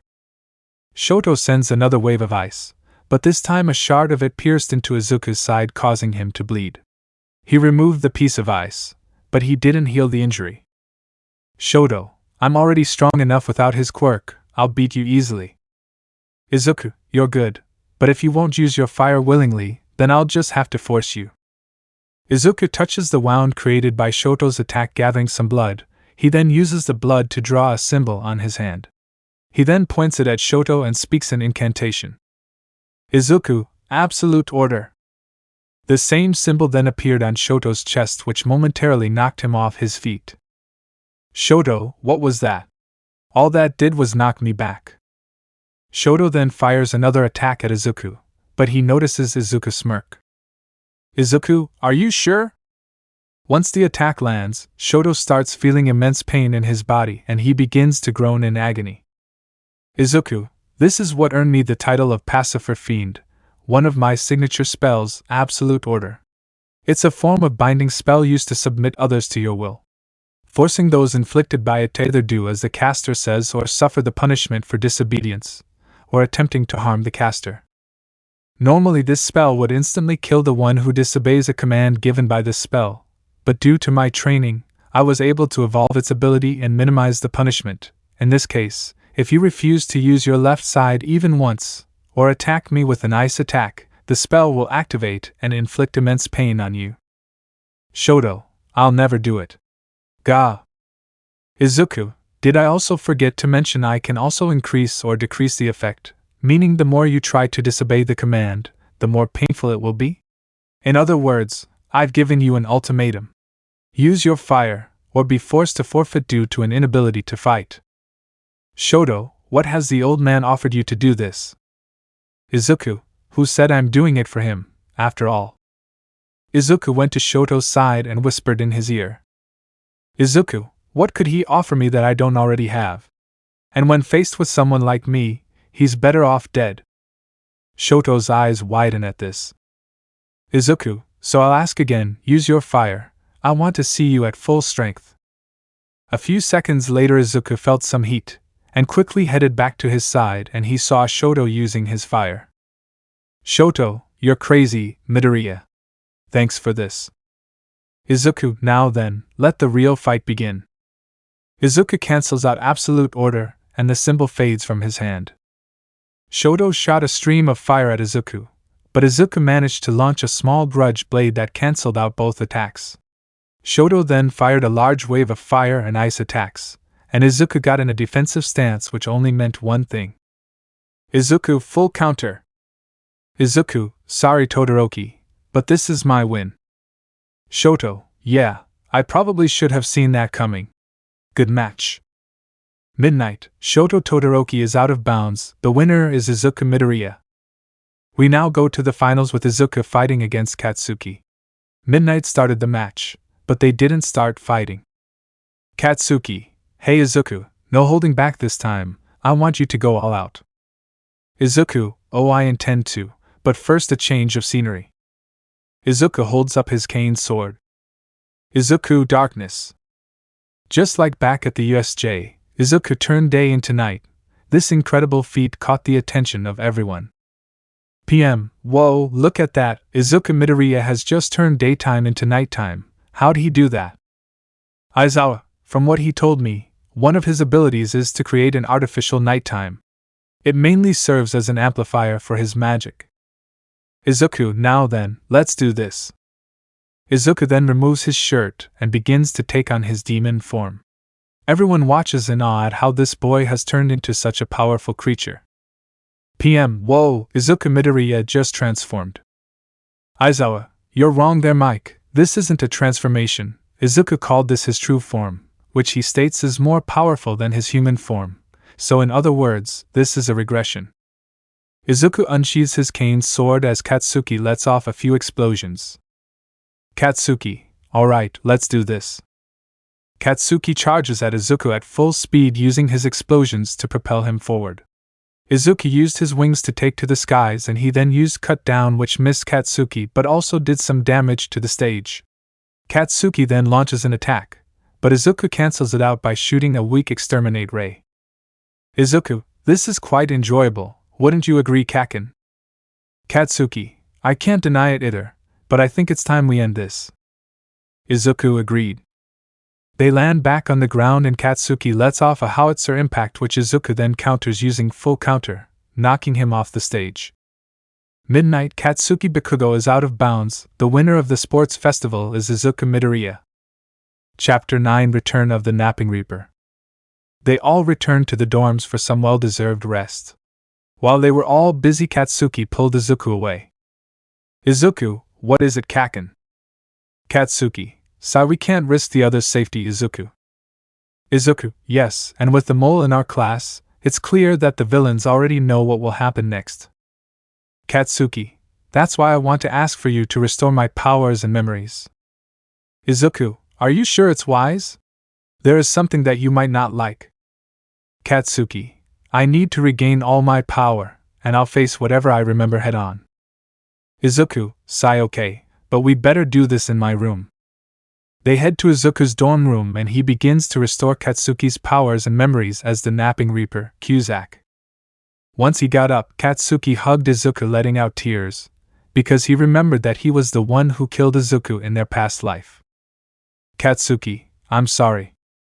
Izuku, it's okay, old friend, we were both just pawns in the Demon King's hands, you just did what any good mentor would do. Katsuki, but I killed you. Izuku, yes, but I was a foolish old man back then, I'm not like that anymore, besides I'm sure the young masters would be happy to see us, and if Meliodas hasn't forgiven me for what I've done, then I'll face whatever punishment he or Lady Elizabeth has for me. Katsuki, I hope you're right. Katsuki dries his tears and lets go of Izuku. Katsuki, now, who is the mole? Izuku, it's Yuga Aoyama. Katsuki, honestly I wasn't expecting that. Melissa, hey guys, I hate to break this up, but the others are waiting for you. Izuku, thanks Melissa, we've actually been meaning to come talk to them. They head down and see Aizawa, Almight, and Nizu in the room watching the students. Mina, why are the teachers here? We have some bad news, someone in your class is a mole for the League of Villains. Everyone except those who know what? Ida, that's impossible. Izuku, no, it's true, I've actually known about it since the USJ ended. Hagakure, but who is it? Izuku, Yuga Aoyama. Everyone gasp. Izuku, don't try to lie to us, I can tell you've been hiding something since day one. Before he could escape, Aizawa restrains him in his scarf. Izuku, before we do anything, Kaken, come here for a moment. Katsuki goes over to Izuku, who proceeds to take out a case. Izuku, I took the liberty of recreating your old weapons. Izuku opens the case to reveal two dual sword hilts. One was gold and covered in wrappings, while the other was silver with a brown and purple leather grip. Nizu, impressive, but they don't have any blades. Katsuki takes the dual sword hilts. They do, just watch. Katsuki focuses some of his darkness into the hilts, and then black blades with a purple aura appear. Katsuki, these dual sword hilts can manifest my darkness and turn them into blades. All demons can use darkness, and we can use them to form weapons of our own. Katsuki retracts the blades and puts his dual sword hilts away. Katsuki, now then, it's time to deal with this traitor. I'll have Sakachi come here to interrogate him. Katsuki, no need, I think it's time you learn why they call me the Napping Reaper. Katsuki goes over to Aoyama and makes eye contact with him. Katsuki, resonant. Katsuki's eyes glow red and then Aoyama's eyes do the same. Katsuki enters Aoyama's mind. Achiko, what was that? Izuku, that is Kaken's signature spell. Resonant. It allows Kaken to form a link with someone by making eye contact with them. When he activates Resonant, his eye and his victim's eye glow the same color, and the victim is forced to mimic Kaken's movements, even when they are hundreds of miles away. Aijiro, whoa, that's pretty manly. Izuku, Kaken is currently in Aoyama's mind, it will take some time before they come back. Meanwhile, inside Aoyama's mind.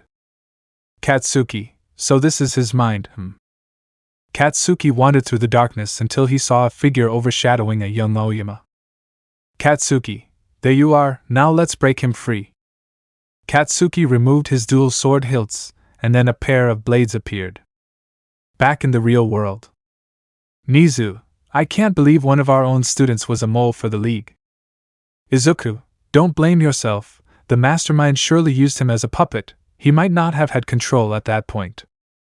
Back in Aoyama's mind. Katsuki, no more puppet strings. Katsuki uses evil onslaught to vanquish the shadow over Aoyama. Meanwhile, somewhere else the mastermind feels his connection with Aoyama gets severed. Back in the real world. Katsuki and Aoyama's eyes stop glowing and then Aoyama falls to his knees. Aoyama, I'm sorry, I had no choice. Aizawa, what did he do to force you into this? Aoyama begins to explain his past of being quirkless and AFO threatening his family if he didn't cooperate. Nizu, Sai, I can't condone the fact you were spying for the League, but I'm willing to let that pass if you tell us where they're hiding. Aoyama, they never told me, and with Kurogyri they always change the location to avoid getting found by the heroes. Nizu, alright, because of this, I'm willing to allow you to stay, but you will be on house arrest till then. Aoyama, yes sir.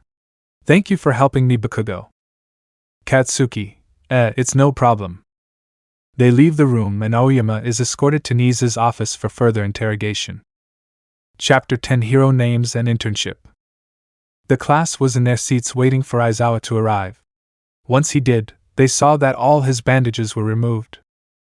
Tsuyu, good to see you're feeling better, sir. Aizawa, the old woman just went overboard. Anyways, I never got to say this due to our interrogation with Aoyama, but congratulations to all of you on the sports festival. Now the point of it was for heroes to scout you and send internships for you. Because Aoyama is still undergoing investigation, he will be doing his internship with me so I can keep an eye on him. Aoyama, I understand, sir. Aizawa, since you're going to be working with pro heroes, you'll have to pick your code names. Now you should all be careful with what you choose, or else. Midnight comes through the door. Midnight, there will be hell to pay. Everyone took their turns showing their hero names, and now it was Katsuki's turn. Katsuki, I figured I'd go with the name I used in my past. The Napping Reaper hero, Cusack. Midnight, good choice. After him was Ida, who chose his own name as his hero name. Finally, it was Izuku's turn. Izuku, like Kaken, I decided to use my old name from the past. The Pacifier Fiend hero, Chandler. Midnight, alright. Aizawa, now that you're finished, next we'll be passing out lists of hero agencies that have requested you. You have until tomorrow to choose who you'll be interning with.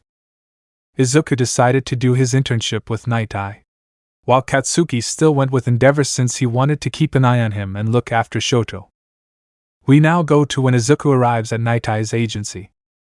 Mirio, hey, nice to meet you, I'm Mirio Togata, and I'm a third year. Izuku Midoriya, it's a pleasure to meet you as well. Mirio, well, come on in, sir is waiting. They enter the agency and meet with Night Eye. Night Eye, so you're the kid who's actually a reincarnated demon. Izuku, quite surprising, Izuku Midoriya. Night Eye, just Night Eye for now. They shake hands and Night Eye activates his quirk. He was surprised at what he saw but smiled. Izuku, so that's your quirk, you can see a person's future just by making physical contact. Night Eye, I must say the future I saw is quite surprising, but it is indeed one to look forward to. Well, why don't you go get settled in? Izuku, thank you, sir. Bubble Girl walks in and guides Izuku to his room. Night Eye, that boy is just what we've been looking for. The next day, Night Eye took Izuku and Mirio out on patrol at Hosu. While doing so, Izuku told them about the demon clan's culture and many other commodities. They were then attacked by a winged Nomu and they saw the city was under attack. Night Eye, Chandler, I'm giving you permission to use your quirk. Izuku, thank you, sir. Izuku used Grudge Blade and Split Tama to help deal with the Nomu. Manuel, Ida, where are you? Izuku, that's the hero Ida is supposed to be interning with. Sir, I think one of my classmates went after the hero killer. Night Eye, go and save him, we'll help with this situation. Izuku flew over the city, trying to sense Ida's power, and just like that, he found him. He flies down, and sees Ida about to be killed by Stain with Native badly injured. Izuku, hey Ida. Ida, huh? Izuku, what is this strange presence I'm sensing? Ida Midoriya? Izuku, I'm afraid that's far enough, hero killer. Stain, what's this, another fake? Wait, you're that kid from the sports festival. Izuku, I must admit, I'd never imagine a vigilante such as yourself wouldn't be interested in such a thing, but then again it isn't my place to say. However, I'll have to ask that you leave them alone, and come quietly. Stain, afraid that's not possible. Izuku, sigh, such a shame. I really hoped we could resolve this peacefully, but it seems I'll have to take action. Stain charges at Izuku with his knives ready to strike, but before he can land a hit, Izuku uses Dragon Claw, which Stain blocked. Izuku, impressive, not many have the physical strength to successfully block my Dragon Claw. Before Izuku could react, Stain parties the attack, rushes at Izuku and cuts off his head. Izuku, not again. Izuku's head and body fall to the ground, horrifying native. Stain, you see, I killed him, all because of you fakes. Well, technically I'm not dead yet. They followed the sound of the voice to find Izuku's head still talking and alive. Stain, how? I cut off your head. Izuku puts his head back, which instantly healed. Izuku, hate to be the bearer of bad news, but such things have no neck crack effect on me. If you watch the sports festival, you know I'm half demon. Stain, doesn't matter, once I ingest your blood I'll have immobilized you. Izuku, wait, don't. Once Stain locked the blood, he started to scream in pain. Izuku Midoriya, what's happening? Izuku, when any non-demons consume demon blood, it either kills them due to incompatibility or mutates them. It grants them incredible power, but they'd be more or less hollow shells of their former selves. If he gets out of this alley and finishes his transformation, he'll go on a rampage. Well, then it's good that I'm here. Everyone sees Katsuki enter the alley. Izuku, glad you could make it, Napping Reaper. Katsuki, first we need to keep him from escaping. Katsuki quickly grabbed Stain by the head and forced him to make eye contact. Katsuki, resonant. Katsuki, that will keep him at bay, now I just need to remove the bulb. Shoto, bulb? Izuku, it's the source of the transformation. When the demon blood enters the digestive system, it mutates into a parasitic creature, attaches itself to the heart, and begins pumping demon blood into the bloodstream. Katsuki, luckily I was able to remove it and close the wound before it got too dangerous, while you were busy explaining it. Katsuki holds up a small plant-like parasite and then squishes it. Katsuki, crisis averted. Luckily he's still under resonance influence, so we can take him to the authorities. Once they leave, they put handcuffs on him, and then Katsuki releases him. Stain looked at Izuku and Katsuki. Stain, thanks for saving me, and possibly a lot of innocent lives.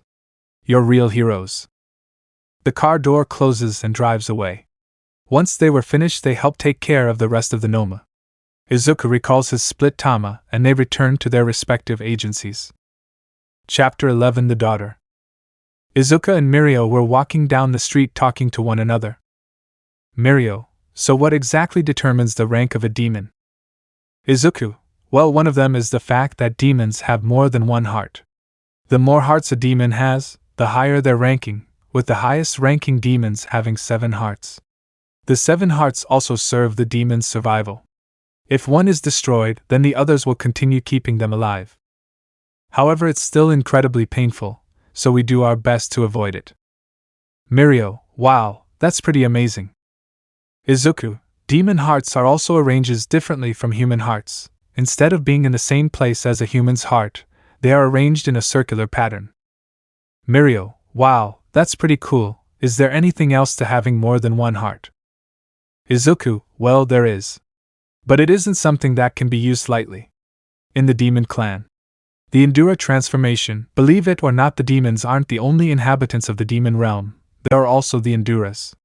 The Enduras are creatures of destruction, who are considered to be the ultimate evolution of the demon clan. Despite their origin as a member of the demon clan, they are essentially wild creatures without the ability to reason, having exchanged that as well as their original form for power, and only have a desire for destruction. Demons can become Endura through a secret taboo skill, only known to and allowed for a few of the highest ranked demons, such as the 10 Commandments. The user makes a contract by sacrificing 6 of their 7 hearts, their original form, and ability to reason in exchange for great power. It can only be performed by upper-level demons, and one must have a power level of greater than 50,000 in order to perform the technique without dying. Once transformed, the Endura will not stop until every last bit of its life force has been used up. Mirio, whoa, that must be hard. Izuku, yes, we lost some of our closest allies that way. They continued to walk until Izuku felt someone bump into his legs. Izuku, huh? A child? Please help me. Izuku, sure, it's okay, I'm here. Izuku, mind there are scars identical to cuts on her arms. These injuries were deliberately inflicted. Oh, thank for finding Eri. I was so worried she got lost. Izuku recognized the man as Kai Chisaki, or Overhaul, the leader of a Yakuza group. Izuku whispers to Eri, making sure no one could hear him. Izuku, is your name Eri? Eri nod. Izuku, tell me, did he do this to you? Eri was shaking in fear, which confirmed Izuku's suspicion. Izuku gripped his cane sword tightly, as he grits his teeth in anger. Overhaul, now, can please hand her over. Izuku, how dare you? Grudge blade. The attack hits the villain and sends him down the alley. Izuku, Mirio, this will only take a minute, I'd suggest you take her to the agency. Mirio could see the seriousness in Izuku's eyes that was telling him not to disobey. Mirio, right. He picks up the girl and starts running. Overhaul, you damn heroes, give her back. Izuku, I expected the leader of the Shy Hiseki would have more honor, but I'm very disappointed. Izuku begins pulling on his cheeks, ready to create his split tama. Izuku, split tama. The split tama circled around Overhaul, cutting him to pieces. Overhaul, you worthless pests. Overhaul used his quirk to create spike that killed the split tama, and then he uses his quirk to absorb them into his body. Overhaul, you think that was enough to defeat me? I just absorbed one of your attacks. Izuku, that's what I was counting on. Overhaul, what are you? Suddenly Overhaul's body started to move towards Izuku, only he wasn't commanding it. Overhaul, what is this? What did you do? Izuku, split tama roughly translated means flesh clone. To be more precise, they are made from pieces of my flesh. By using your quirk to fuse with them, you deliberately sealed your fate and have now become my servant. Overhaul, no and no. Izuku, that's enough out of you. Izuku forced Overhaul's skin to cover his mouth. Izuku then goes over to him and reabsorbs the part of his flesh that Overhaul had taken. Izuku, now before I take my leave, I have one more thing to say. How dare you treat such a sweet and innocent little girl like some lab rat? You are the most vile and horrible human I've ever met. I hope your soul is punished for all I care. Izuku threw a fit like he did whenever someone spoke badly about Meliodas. His corrosive saliva landed on Overhaul, causing immense pain as it burned away at him. Izuku then regains his composure and proceeds to walk away as the authorities arrive to arrest Overhaul and the Yakuza. Izuku returns to the agency with Night Eye and Mirio talking about what happened. Since Eri was rescued much sooner than in canon, she wasn't as traumatized, which meant she easily learned how to smile. Night Eye, Midoriya, you've arrived. Izuku, and I assume you intend to do something about Eri. Night Eye, yes, usually orphan children are placed in the custody of the hero who saved them, and since you were the one to do it, you will be her caretaker. Izuku, I see, thank you, sir. Izuku goes over to Eri. Izuku, do you feel any better now, Eri? Eri, yes, thank you, Papa. Izuku, what did you call me? Eri, I called you Papa. Don't you want to be my Papa? Izuku was silent for a moment before smiling and letting out some tears. Izuku, yes, I'll be your Papa. They hugged one another and they spent some time getting to know one another better. Izuku informed his class about what had happened, and they were surprised that Izuku is now a father, especially Inko, who was ecstatic to finally have a grandchild. At the end of the internship, Mirio and Night Eye bid Izuku and Eri farewell and they returned to UA. Izuku introduced Eri to the class and Katsuki was also happy to have a niece of his own. Izuku spent a lot of time with the class to prepare for the final exams, but he spent most of his time with Ichivo, who he started developing feelings for. Izuku, mind okay, here goes nothing. Hopefully the feeling wasn't wrong. Izuku, so Achiko, do you want to go on a date after the exams? Achiko, oh sure, that sounds nice. They head back to the rest of the class and have some fun. Melissa, mind glad you found your true love. Izuku smiles. Chapter 12 Final Exams and the Date. It was now time for the final exams. All the other students had faced off against the teachers. Now it was Izuku and Katsuki against Almight. Izuku, you ready for this napping reaper? Katsuki, as always Pacifier Fiend. They enter the area and wait patiently until Almight arrived. I am here. To destroy you. Izuku, wow, he's really got the act down. Katsuki, yes, may I have the honor of delivering the first blow? Izuku, by all means.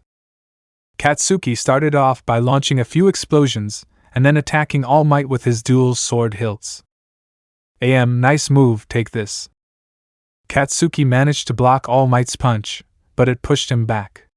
Izuku took this opportunity. Izuku, Dragon Claw.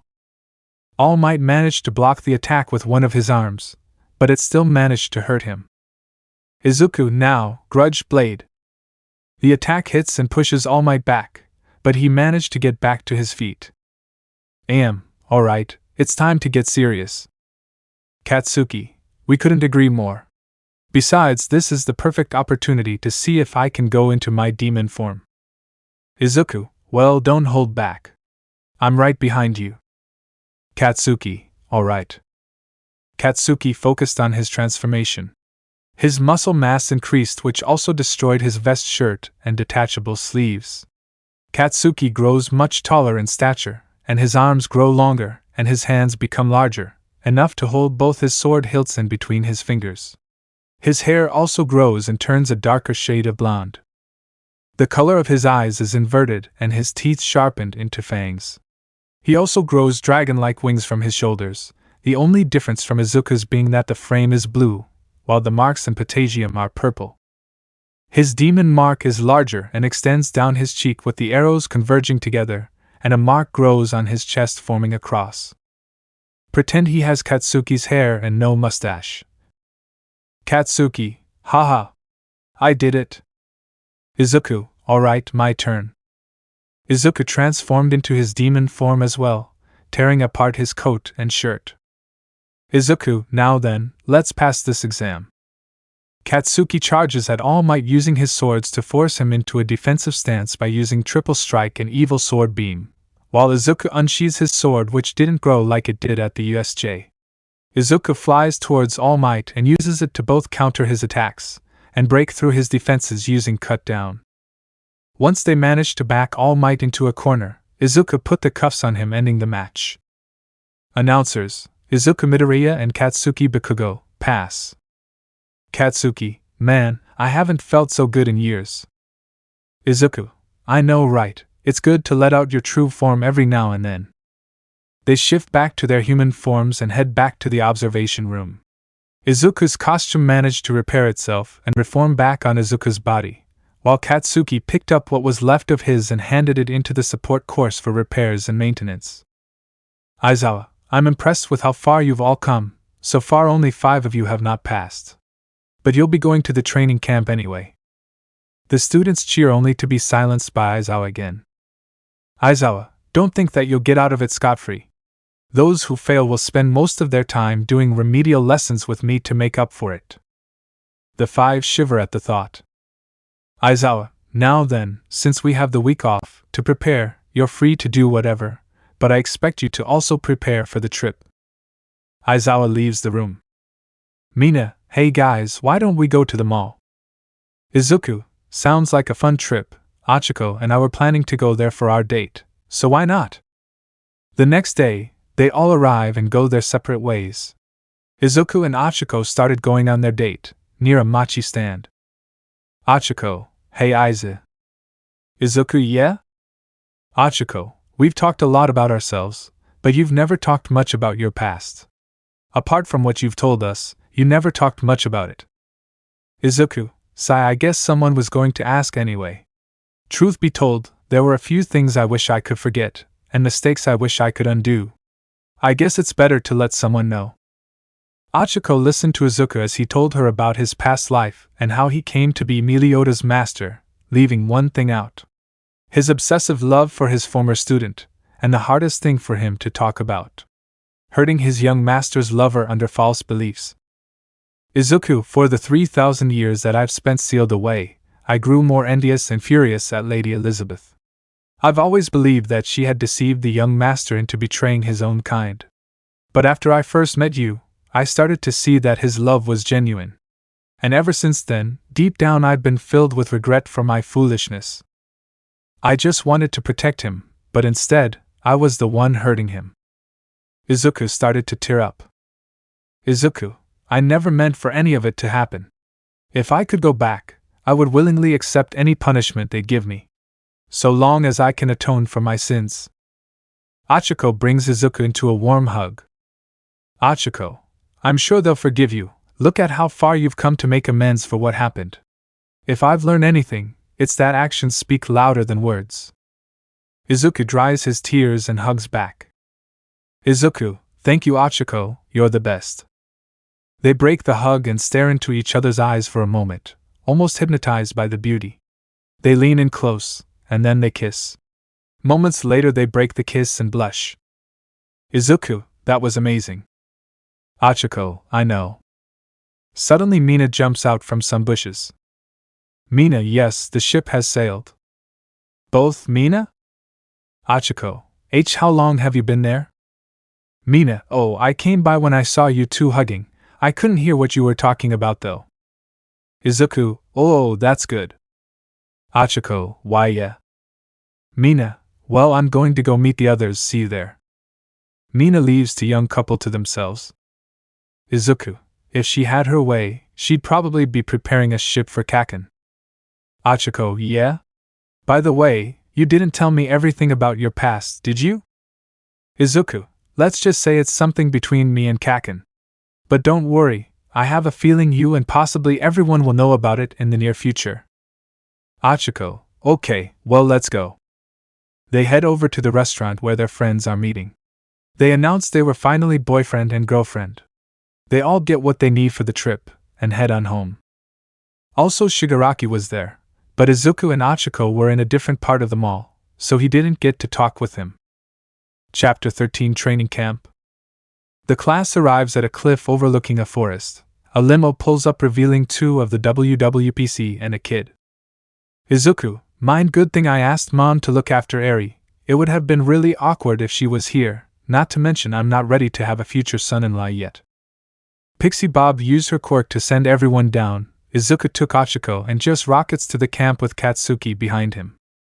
Mandalay, what the, how did you three get here so fast? Aizawa, you should have seen the sports festival, then you'd know. The rest of the class arrived and they were thankful that Izuku helped prepare meals for them.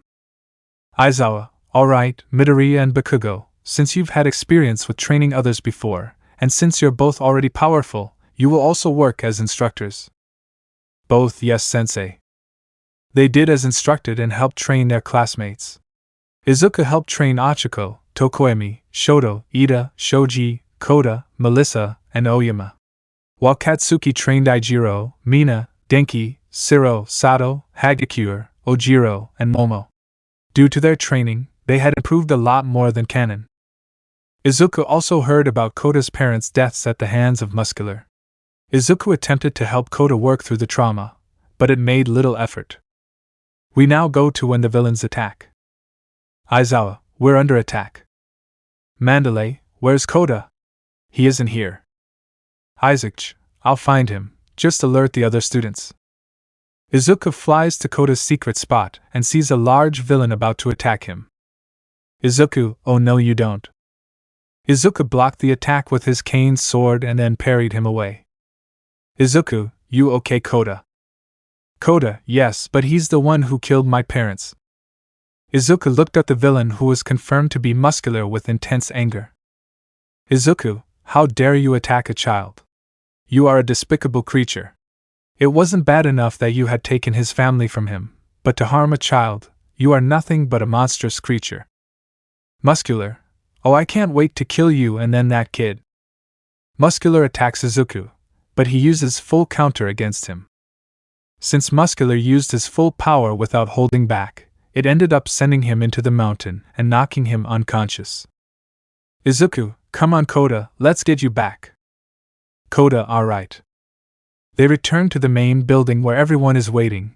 Luckily, Mandalay manages to tell everyone they can use their quirks to defend themselves.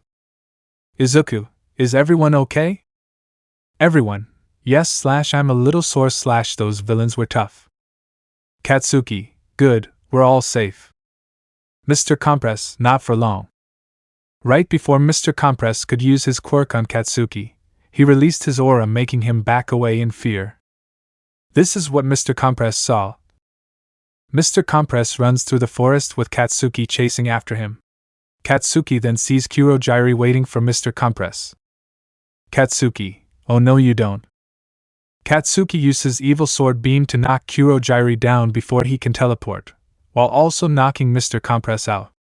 Katsuki goes over to Kurogyri and grabs him by the head, forcing him to make eye contact. Katsuki, did you really think that you could capture me and have me submit to your master? How foolish of you. Truth be told, there actually was a human fighter who was genuinely feared by the demon race. But that fear was only felt among the typical run-of-the-mill members of our kind. And just in case you didn't know, Izuku and I are ranked higher than all of the other demons. Resonant. Katsuki's eyes gave off a faint red glow along with Kurogyri. Katsuki, a mere human couldn't possibly hope to fight those of our ilk on equal ground. Look at you, a failed servant cowering with utter fear. But that's enough talking. Now we'll have to decide how we're going to deal with you.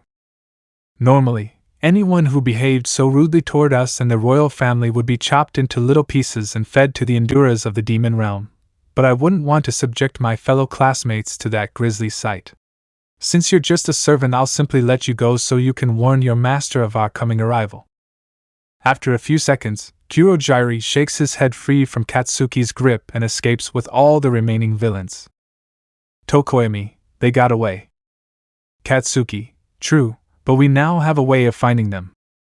Izuku, you used resonant on Kurogyri, didn't you? Katsuki, yes, now all that's left to do is to have the heroes prepare for an attack. Izuku, agreed, let's head back to UA and make preparations. Izuku and Katsuki returned to the class and helped escort them back to the bus which drove them back to UA. Once they arrived, they informed the teachers about their plan, and they began making preparations. Chapter 14 Final Battle. We now got to UA where Izuku, Katsuki, Almight, Kamui Woods, and Gran Torino were preparing for the attack. AM, we're ready. Izuku, Napping Reaper. Katsuki, right? Katsuki's eyes start glowing red. Meanwhile at the LOV base. Shigaraki, I can't believe those brats managed to beat all of us. If I see them again, I'll kill them both. Kurogyri, it's alright young master, we'll get our cha. Kurogyri suddenly stopped as his eyes started glowing red. Dabi, yo miss man, what's wrong? Kurogyri didn't speak. Back at Yui, Katsuki raised his arms, while back at the villain base Kurogyri mirrored the boy's movements as he began to activate his quirk. Shigaraki, Kurogyri, what's gotten into you, are you crazy? A monitor turns on. Tamura, I've lost my connection with Kurogyri, someone else is controlling him. Kurogyri then opens his warp gate, and All Might rushes through, smashing the ground, causing a shockwave that knocked everyone back. After him was Kamui Woods, who used his quirk to restrain the villains. Dabi tries to burn off the restraints, but Gran Torino comes through and knocks him out. Finally was Edge Shot, who emerged from the door, opening it to reveal a team of police officers. Izuku and Katsuki then stepped through the portal into their hideout. Izuku, so this is where you've been hiding. I have to hand it to you, you have good taste. Shigaraki, how did you find us? Better yet, how did you get Kurogyri on your side? Katsuki, I used my magical ability, Resonant. This ability allows the user to link their mind with that of someone else through eyesight. By doing so, the user is able to enter the target's subconscious and manipulate it in various ways, such as forcing it to imitate their movements. Once the link is established, it is not broken even if the victim is miles away. This ability also granted me the title of Napping Reaper. When I made eye contact with him at the training camp, I activated Resonant. All we needed was time to prepare, and once we were ready, I activated its effects and had your own gateway become ours. I also took a little peek into his mind and discovered who he really is. Pacifier Fiend, if you'd be so kind. Izuku, of course. Izuku steps up to Kurogiri and taps him on the head with his cane sword. Izuku, absolute cancel. The mist that covered his body suddenly vanished, revealing a blue-haired man. Aizawa Oboro. Aizawa runs over to the man, who was identified as Oboro Shirakumo. Izuku, absolute cancel allows the user to instantly reduce the effect of low-level magic in the vicinity to 0. Not only that, I also cut off their master's connection to him, meaning he'll have to manually re-establish the connection himself if he hopes to have him back on their side. Aizawa, thank you. A group of paramedics came in and helped carry Oboro to an ambulance. Izuku, as for the rest of you. Izuku performs absolute cancel again, but this time it affected the area around the league. Izuki, now your master won't be able to retrieve you. They suddenly hear a rumbling sound and look outside to find a man much larger than Empty Lady walking towards them.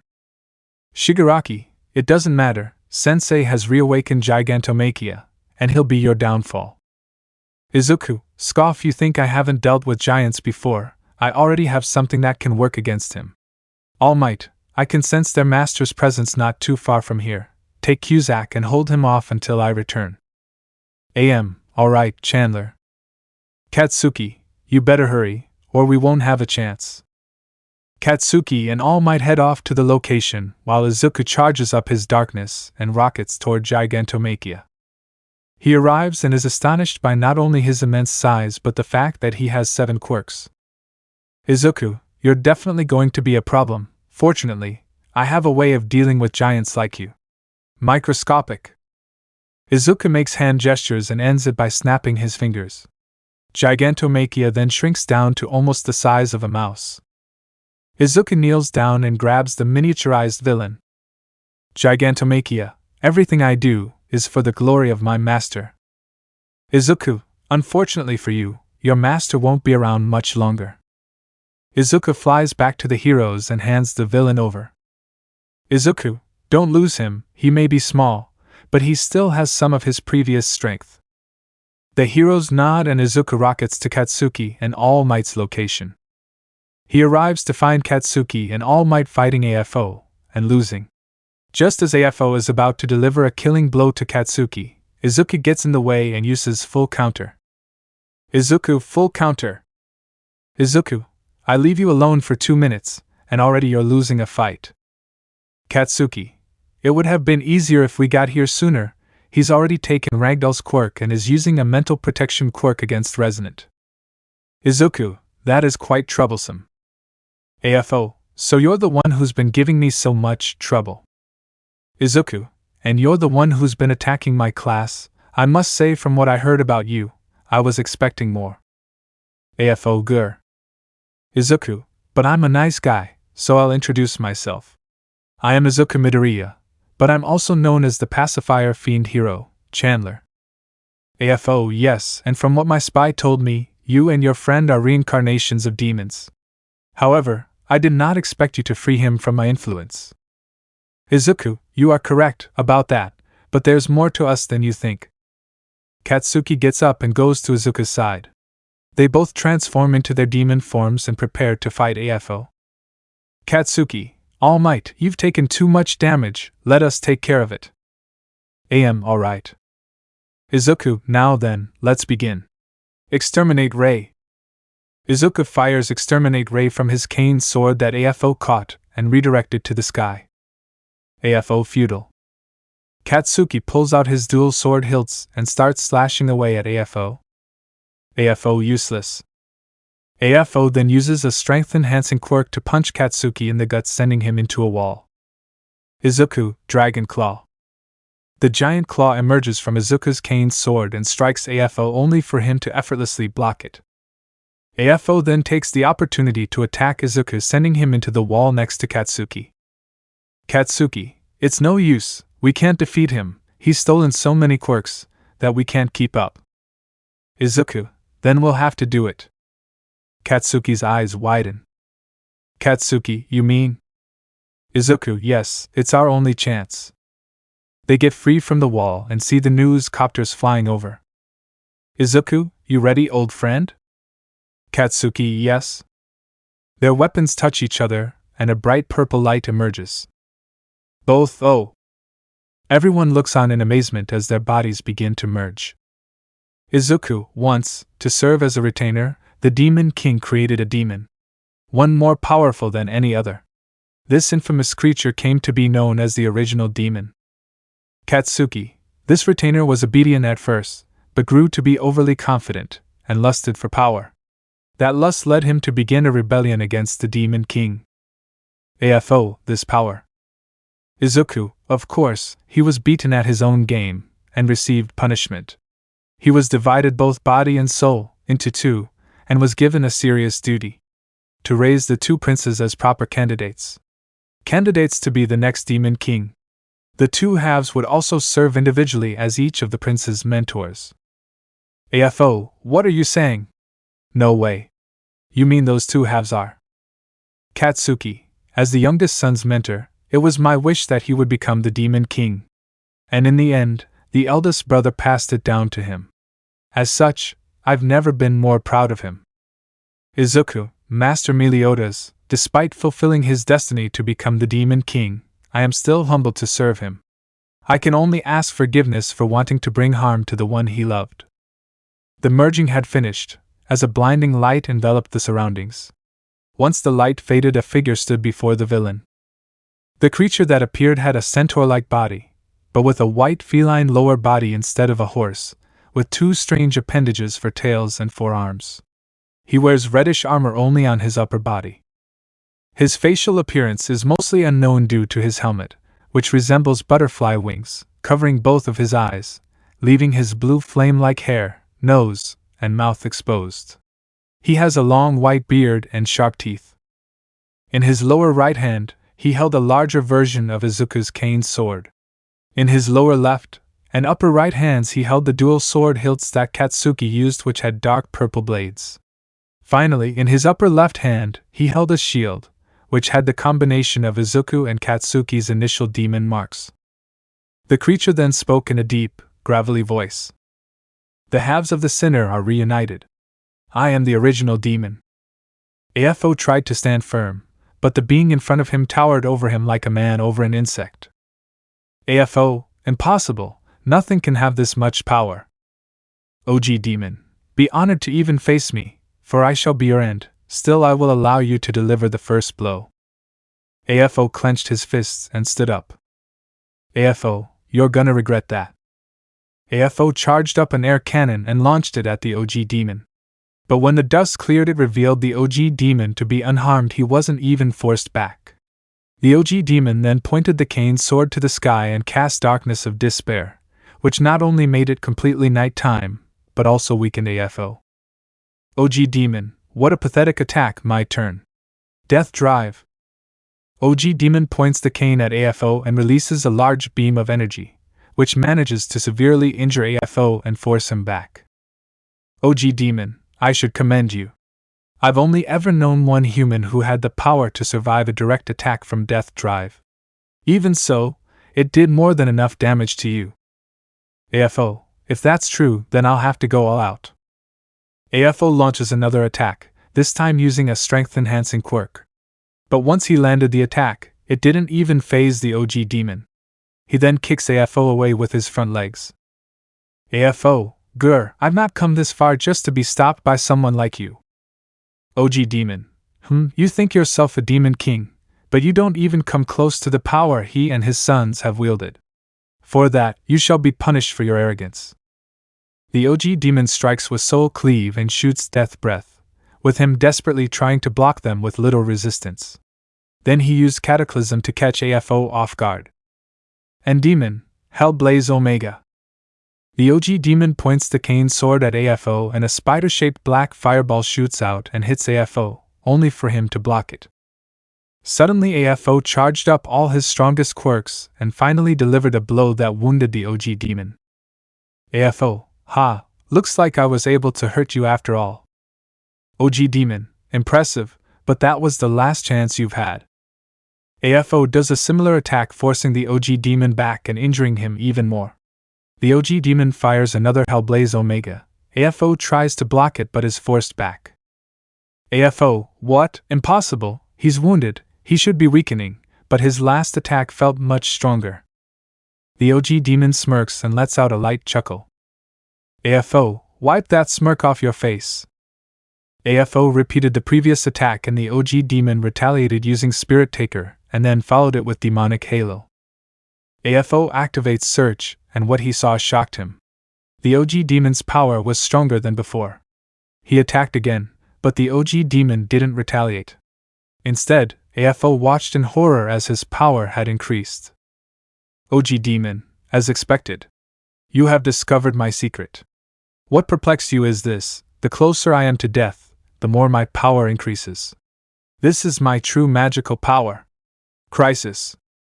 AFO, no way, you wanted me to attack you, you planned on getting injured so you could get stronger. The OG demon walks forward. OG demon, you are correct. Back in my world, for acting against my punishment sentenced by the Demon King, and returning to my original form, my flesh would crumble. However, due to Izuku's and Katsuki's reincarnation, and the Demon King's death, that punishment has been lifted. If I still had it, we would have fought each other in a test of endurance. Would I have self-destructed first, or would you be the first to perish? It does not matter anymore. All you need to know is that thanks to your futile attempts to destroy me, you have only made me strong enough to destroy you. But first, extraction. Once he said that word, all the quirks the AFO had taken left his body and scattered. OG demon, there, I have returned the quirks you have taken to their original owners. As for those who perished, their quirks will be given to their descendants. AFO, no, I've waited too long for this, how could I lose? OG demon, because your sins never went unpunished. Hellblaze Omega. The OG demon points the Kame sword at AFO and launches a final Hellblaze Omega at AFO that completely disintegrates his body into dust. The OG demon raises his arms, declaring victory over his enemy. Everyone cheered for their savior, as he smiled at everyone's applause. AFO's soul then leaves his body, and the OG demon grabs it and shallows it whole. OG demon, my purpose is done. The OG demon glowed and then split apart, returning to Izuku and Katsuki, as they landed on the ground. Katsuki groans, did it always use so much of our strength just to merge into the OG demon? Izuku, no, to be fair, we were demons back in our world, now we're half human, so that would explain it. Young Midoriya, young Bakugo.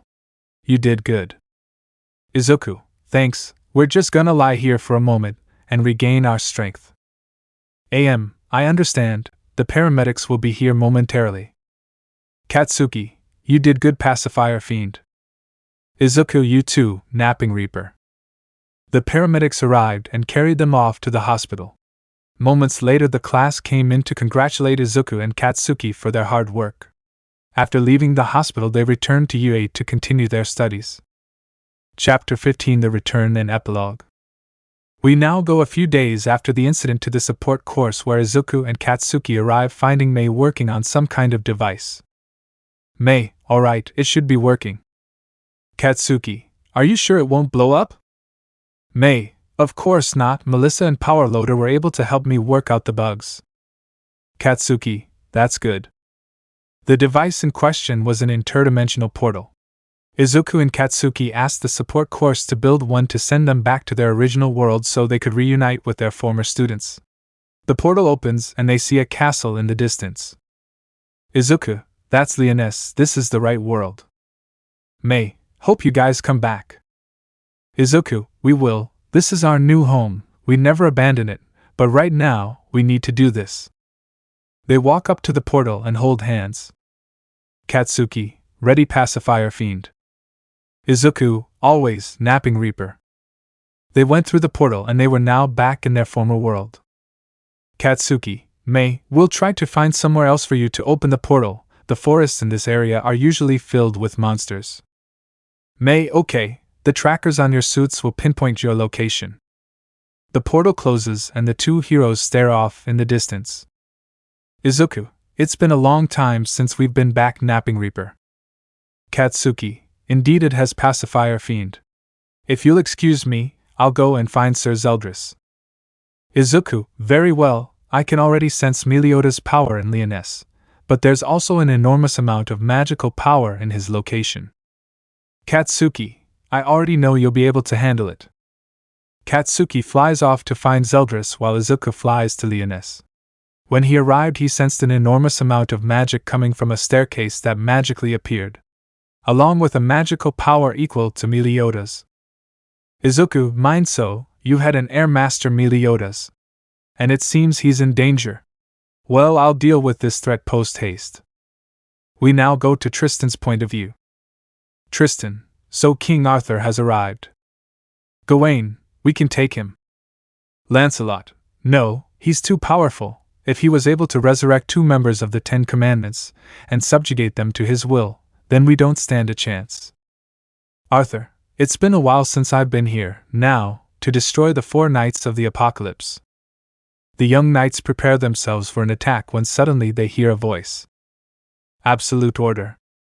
Right before Arthur could deliver the attack, he stopped in his tracks. A symbol appears on his chest. Percival, what happened? I have to admit, it's been quite a while since I've been back. Funny, last I remember Cusack had killed you. And if I remember correctly, you cut off my head. Arthur's eyes widen as he turns to see a young green-haired boy carrying a cane and wearing clothes that were fit for a nobleman. Lancelot, this power, there's no doubt about it, he's a demon, and a very powerful one at that. To Arthur, one moment. The boy floats down to the children and looks towards Tristan.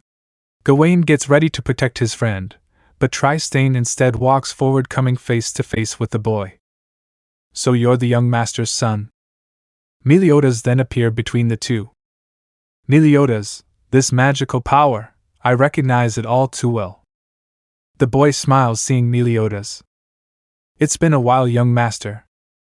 Meliodas recognized it as the power of his former master Chandler, the Pacifier Fiend, but he didn't let off the same malicious intent. Instead, it was that of a calm and happy child. Tristan, father, do you know who this is? Meliodas, I do, he's my former master, the Pacifier Fiend, Chandler. Things have changed since we've last seen each other. I go by Izuku Midoriya now. However, I still use my original name and title for a different purpose.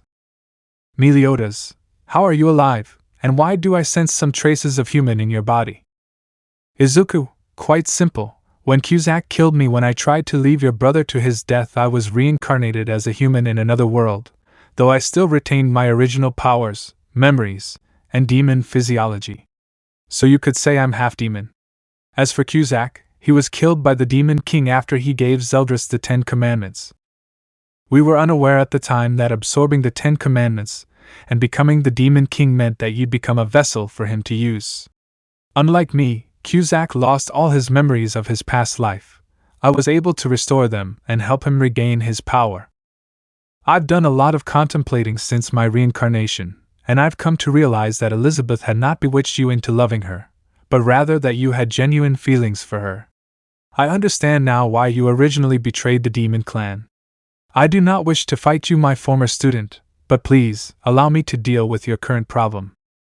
Meliodas saw that Izuku was true to his word and allowed him to proceed. Moments later, Merlin arrives to confront Izuku, but he uses absolute cancel to cancel out her power, but then it morphed into a hideous creature. Izuku, I see you tried to replace Merlin with this abomination. Frankly, I'm sort of disappointed that she didn't stop you. Fake Merlin, I won't let you hurt him. Izuku unsheathes his cane and then sheathes it as the creature was cut in half. Izuku, nothing like the original. Do not fear, my boy, you won't die, but I am going to have to eliminate some of his knights. Izuku then floats up into the sky and casts meteorworks. Izuku, I summon the stardust around me. You are to rain down upon these fools. Then you are to shatter, bloom in profusion as great flowers across the dark land below. Fall and go boom. Meteorworks. The meteorworks mainly targeted all the Chaos Knights that already had hatred for the non-human races.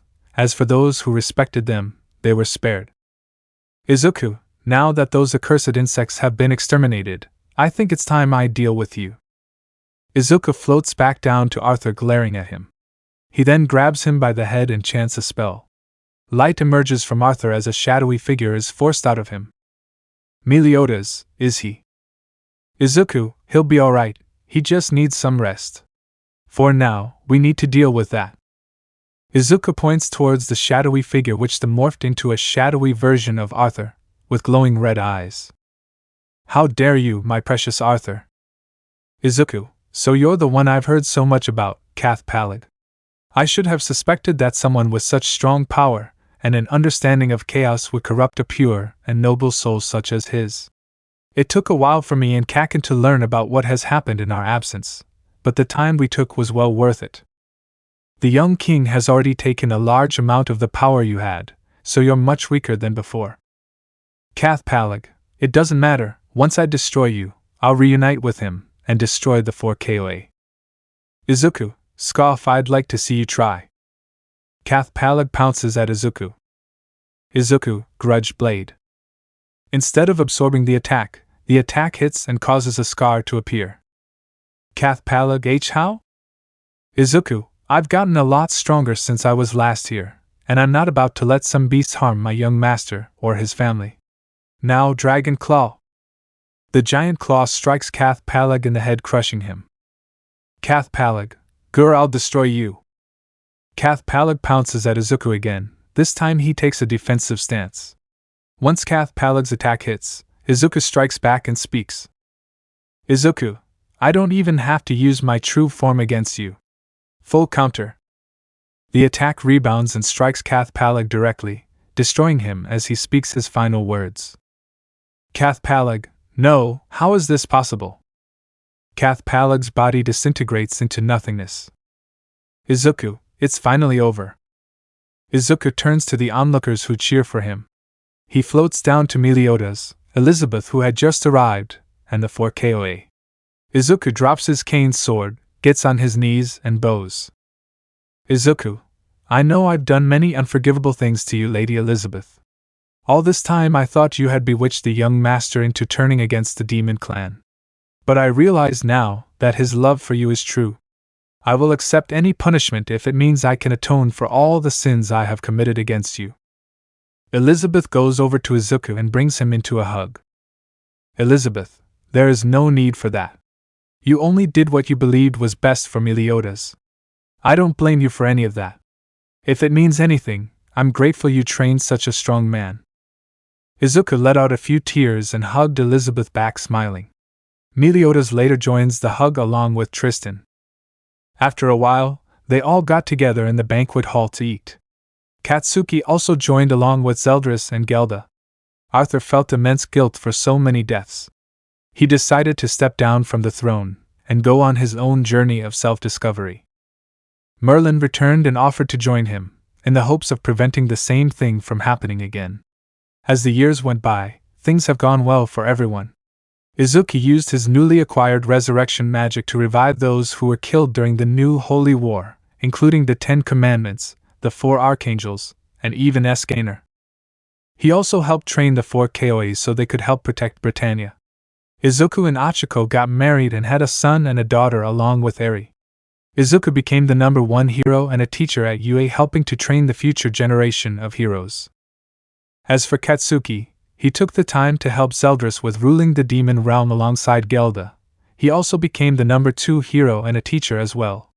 Despite his ranking, he's become more humble and accepted the position. He and a girl from Shiketsu named Kami Utsushimi got married and had a son and a daughter. Their classmates also followed their own paths in life, with Aoyama taking rehab in order to clear him of his crimes of aiding the villains. As for the League of Villains, Nisa started a rehabilitation course for those who weren't truly villainous. Kurogyari/Oboro Shirakumo got back together with Aizawa and Hizashi. Toga and Achiko rekindled their old friendship. She was also adopted by Gelda so that she can learn to control her blood addiction. Even Zeldris wasn't against the idea, and happily welcomed her into the family. Twice regained his sanity and became a teaching assistant for ectoplasm. Mr. Compress became both a hero and performer for the masses, with him mainly using his skills to both capture villains and act as a distraction. Dabi, who was revealed to be Toya Todoroki, took time to reunite with his family. Spinner and Magna continued to follow Stain's ideal with the aid of law enforcement, and Shigaraki, who was later revealed to be Tenko Shimura, was cured from his trauma and AFO's influence, and released into Izuku's custody. In short, life has been good for them. Let me know in the comments below if you guys want the next part. Also check out my other video that has been shown and left. Thank you for watching. If you enjoyed this video, please like and share this video. And have a fantastic day. Bye.